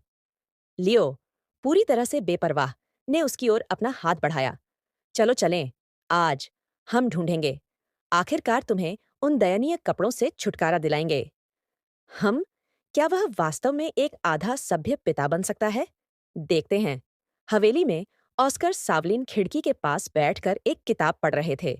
एक आवाज ने उन्हें पुकारा, ऑस्कर, क्या तुम्हारे पास एक पल है? यह उनके पिता थे। ऑस्कर ने थोड़ा सा अपना सिर घुमाया। क्या बात है? सावलीन परिवार का उत्तराधिकारी, ऑस्कर सावलीन। उनके पिता ने आह भरी। यह दुर्भाग्यपूर्ण है कि तुम्हें आर्ट कैसल में स्वीकार नहीं किया गया। उनके पिता, फ्रेडी सावलीन, सावलीन परिवार के दूसरे बेटे, ने उन्हें ध्यान से देखा। तुम जरूर परेशान होगे।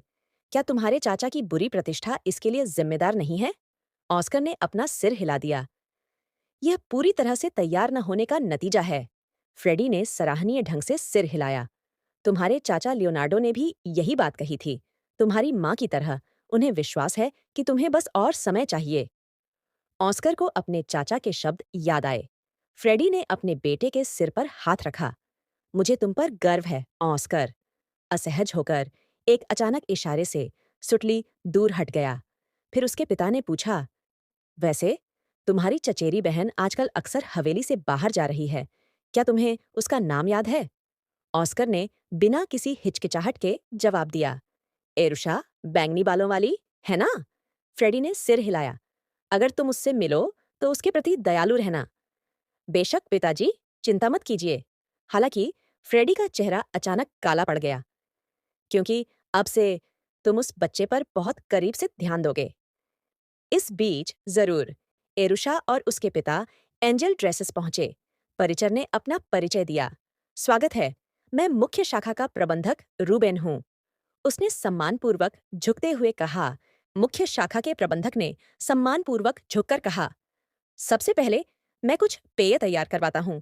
क्या आपकी कोई विशेष पसंद है? लियो ने सिर हिलाया। कोई जरूरत नहीं, बस वही ले आओ जो तुम्हें सबसे अच्छा लगे। आरक्षित कपड़े तैयार होने चाहिए, है ना? रुबेन ने जवाब दिया। बेशक मेरे प्रभु। हमने विभिन्न प्रकार के कपड़े तैयार किए हैं। औपचारिक गाउन, बाहर जाने के लिए पोशाक, लाउंजवियर, पिकनिक के कपड़े, दोपहर और रात के खाने के लिए पहनावा, यहाँ तक कि बगीचे में टहलने के लिए विशेष पोशाक भी। एरुशा अविश्वास से सुन रही थी। क्या यह थोड़ा ज्यादा नहीं है? खैर, मुझे लगता है कि राजधानी के सबसे प्रसिद्ध बच्चों के कपड़ों की दुकान से यही उम्मीद की जाती है। प्रबंधक हल्के से हंसा और लियो की ओर देखा। हालांकि एरुशा ने हवा में एक अजीब सी बेचैनी महसूस की। प्रबंधक के व्यवहार में कुछ गड़बड़ थी। एक पल बाद रुबेन सीधा खड़ा हुआ और उसे ऊपर फिटिंग रूम में चलने का इशारा किया। क्या हम ऊपर फिटिंग रूम में चलें? उसने लियो की ओर मुड़कर कहा। आप भी साथ आ सकते हैं मेरे प्रभु। और इसके साथ वे फिटिंग रूम की ओर चल दिए। एरुशा विभिन्न पोशाकें आजमाने लगी थी और यह कहना कि वह बहुत सुंदर लग रही थी एक कम बात होगी। वह वास्तव में देखने लायक थी। लिमरिक और क्राबी अपने गालों को लाल होने से नहीं रोक पाए, पूरी तरह से मंत्रमुग्ध हो गए। जैसा कि उम्मीद थी, नवीनतम ट्रेंडी कपड़ों का एक बिल्कुल अलग अंदाज है, क्राबी ने विस्मय से बुदबुदाया। लिमरिक, लियो की बांह को थपथपाना बंद करने में असमर्थ, ने कहा, क्या आप देख रहे हैं? इसमें एक बहुत ही परिष्कृत आकर्षण है और मुझे यह कितना शांत दिखता है, यह पसंद है। इस बीच एरुशा विचारों में खोई हुई लग रही थी। क्राबी ने उसे ध्यान से देखा और देखा कि उसके शांत व्यवहार के बावजूद वह वास्तव में खुश दिख रही थी, इतनी कि वह यह तय करने के लिए संघर्ष कर रही थी कि क्या भाव दिखाए। उसी समय एरुशा का ध्यान किसी चीज पर गया। स्टोर की सहायिकाओं में से एक, सैंड्रा, कुछ पकड़े हुए थी। उस पर एंजल ड्रेसेस नाम छपा हुआ था। उसे यकीन था कि उसने वह नाम कहीं देखा था। लियो ने प्रबंधक को आवाज दी। निश्चित रूप से यहाँ एक सीमित संस्करण की पोशाक होनी चाहिए जो केवल एक बार बनाई गई है और उच्च पदस्थ रईसों के लिए भी प्राप्त करना मुश्किल है ना? प्रबंधक ने झुककर कहा, हाँ मेरे प्रभु। बिना किसी हिचकिचाहट के लियो ने निर्देश दिया, तुम्हारे पास जो कुछ भी है ले आओ, कीमत की कोई चिंता नहीं है। समझा, कृपया एक पल प्रतीक्षा करें। प्रबंधक ने तुरंत सामान लाने के लिए कहा और जल्दी से चला गया। क्राबी एरुशा के पास गई और फुसफुसाई, क्या तुम्हें कपड़े पसंद नहीं हैं? एरुशा ने सिर हिलाया। ऐसा नहीं है, मैं बाद में इसके बारे में सोचूंगी। जब वह सोच रही थी तो उसे एहसास हुआ, एंजल ड्रेसेस क्रॉकेट के लिए प्रसिद्ध थी। जे ने सुना और जवाब दिया, बेशक, यह सिर्फ लोकप्रिय नहीं है, यह सबसे भरोसेमंद प्रतिष्ठानों में से एक है जिसका सीधा प्रबंधन ड्यूक निकोलस, तीसरे मंत्री द्वारा किया जाता है। एरुशा की आंखें चौड़ी हो गईं क्योंकि उसे आखिरकार मूल उपन्यास की एक घटना याद आ गई, ड्यूक निकोलस और एंजेल ड्रेसेस घटना। निश्चित रूप से इस जगह के तहखाने में। इस बीच प्रबंधक सीमित संस्करण क्रूज संग्रह की जांच करने के लिए नीचे गया था। वहां वह एक खास आदमी के पास गया। अनाथ कैसे हैं? उसने पूछा। आदमी अंधेरे में हंसा। अगर कुछ हुआ होता तो मेरा चाबुक सबसे पहले टूटता। प्रबंधक ने मुश्किल से प्रतिक्रिया दी। इसके बजाय उसने उल्लेख किया कि एक महत्वपूर्ण अतिथि आया है और सीमित संस्करण के बचे हुए कपड़ों की संख्या के बारे में पूछा। पिछली तिमाही के सभी बिक चुके हैं, आदमी ने जवाब दिया। अगर आप वह चाहते हैं जो अभी भी उत्पादन में है, तो अभी तक कोई तैयार नहीं है। प्रबंधक की आंखें सिकुड़ गईं। तुम्हारे पास 15 मिनट हैं, चाहे जो भी हो, मुझे उस समय के भीतर एक लाकर दो। आदमी अकड़ गया, स्पष्ट रूप से घबरा रहा था। अनाथ समय सीमा को पूरा करने की कोशिश में 3 दिनों से सोए नहीं हैं। क्या ऐसा है? प्रबंधक ने उसे ठंडे स्वर में रोक दिया। तो ड्यूक निकोलस ने तुम्हें ऐसी स्थितियों के लिए जो गुप्त तकनीक सिखाई है उसका उपयोग करो। आदमी ने हिचकिचाते हुए पूछा, तुम्हारा मतलब? उदाहरण के रूप में कुछ चुनो और उनकी टांगें तोड़ दो। अजीब तरह से उन शब्दों पर पृष्ठभूमि में सिसकियां तुरंत बंद हो गईं। दोनों आदमी ऐसे हंसे जैसे उन्होंने एक हानिरहित मजाक किया हो। प्रबंधक ने फिर दोहराया, 15 मिनट, क्या तुम समझे? वह मुस्कुराया। चूंकि पोशाक को अलमारी में ठूंसे जाने से पहले केवल कुछ बार पहना जाएगा, इसलिए बस कुछ ऐसा लाओ जो सभ्य दिखे। एक मूर्ख जो विशेषज्ञ नहीं है, वैसे भी अंतर देखने की हिम्मत नहीं करेगा। इसके साथ वह मुड़ा और वापस ऊपर चला गया। एक बड़ा मामला लेकर प्रबंधक कमरे में वापस आया और मुस्कुराया। इंतजार करने के लिए धन्यवाद।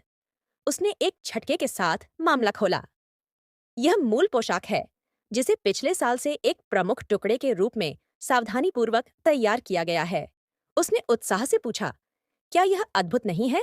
इस आइटम को अभी तक कैटलॉग में भी शामिल नहीं किया गया है। लियो की आंखों में उत्सुकता चमक उठी, लेकिन यह देखकर कि अंदर केवल एक ही पोशाक थी, उसने भौहें सिकोड़ लीं। केवल एक? वह आगे सवाल पूछने वाला था, लेकिन फिर आह भरी, जैसे कि उसे एहसास हुआ कि कोई फायदा नहीं है। इसके बजाय उसने अपनी नजर अरुषा की ओर घुमाई, उसकी प्रतिक्रिया का अध्ययन किया। क्या तुम्हें यह फिर से पसंद नहीं आ रहा है? अरुषा ने तुरंत सिर हिलाया। नहीं, ऐसा नहीं है। उसने उसे आश्वासन दिया। ये ठीक है, मैं इसे अभी आजमाने जाती हूँ। जैसे ही वह कपड़े बदलने के लिए जल्दी से चली गई, स्टोर की सहायिका ने कहा, मैं आपके बालों को जल्दी से ठीक कर दूंगी, ताकि आप पोशाक को ठीक से आजमा सकें। अरुषा विचारों में खोई खड़ी रही। ऑस्कर की पिछली जांचों के अनुसार मुख्य भवन की सीढ़ियां सीधे तहखाने से जुड़ी थीं। वह तहखाना गुप्त कार्यशाला जहां अनाथों को फंसाया गया था, दिन रात कपड़े बनाने के लिए मजबूर किया गया, और अंत में निकोलस परिवार, तीसरे मंत्री, पतन में चले जाएंगे, जबकि सेवलिन परिवार चौथे मंत्री के रूप में उठकर उनकी जगह ले लेगा। मूल कहानी में यह घटना केवल 5 साल बाद ऑस्कर के परिवार का मुखिया बनने के बाद सामने आई थी। लेकिन अब क्या लियो बिना किसी सबूत के उसके शब्दों पर कार्रवाई करेगा? उसी समय वह पूरी तरह से कपड़े पहने हुए फिटिंग रूम से बाहर निकली। हर कोई प्रशंसा से हाँफ उठा। लियो ने उसे एक पल के लिए देखा और पूछा, क्या तुम्हें कपड़े पसंद हैं? क्या यह तुम्हें खुश करने के लिए काफी है? अरुषा चुप थी। गहराई से वह सोच रही थी, वह आखिर क्या करने जा रही थी। फिर अचानक वह भागी। प्रबंधक हंसा। ऐसा लगता है कि वह दर्पण के सामने करीब से देखना चाहती है, उसने सोचा। यहाँ तक कि छोटी परी ने भी इस उत्कृष्ट कृति की नाजुक शिल्प कौशल को महसूस कर लिया है। लियो ने कुछ नहीं कहा। एक लंबे विराम के बाद उसने बस बुदबुदाया, मुझे समझ में आ गया। फिर प्रबंधक की ओर मुड़कर उसने निर्देश दिया, अरुषा के आकार में लगभग 30 अतिरिक्त पोशाकें बनाओ। यह विशेष रूप से उसकी है। प्रबंधक की आंखें सदमे से चौड़ी हो गईं। 30 टुकड़े? क्या आप निश्चित हैं? लियो मुस्कुराया और सिर हिलाया। मैं हूं। प्रबंधक ने केवल 1 सेकंड के लिए हिचकिचाया और फिर झुक गया। समझा, कहानी यहीं समाप्त होती है। अगर आपको इस तरह की कहानी पसंद है तो लाइक करें, सब्सक्राइब करें और नोटिफिकेशन चालू करें, ताकि आप अगला भाग न चूकें। अभी मुझे YouTube पर इंग्लिश एक्सप्लेन में यही तक का वीडियो मिला, जिसको मैंने एक्सप्लेन कर दिया है। अब जब आगे के एपिसोड्स आएंगे, तभी आपको वीडियो मिलेगा। अभी मुझे एक वीडियो बनाने में ही 1 से 2 घंटे लगते हैं, क्योंकि मैं जिस मोबाइल का यूज करता हूँ वह 5 साल पुराना है, 2 GB रैम का, इसलिए टाइम बहुत लगता है। मैं जल्द ही एक नया मोबाइल लेने की कोशिश में हूँ। अगर आप यहाँ तक वीडियो देख रहे हैं तो आप सभी से रिक्वेस्ट है, चैनल मोनेटाइज हो जाए। इसके लिए आप वीडियो को 2 से 3 बार देख लें, ताकि चैनल का मोनेटाइज 4000 घंटे पूरा हो सके। धन्यवाद। कोई अन्य सहायता आप इस्तेमाल कर सकते हैं।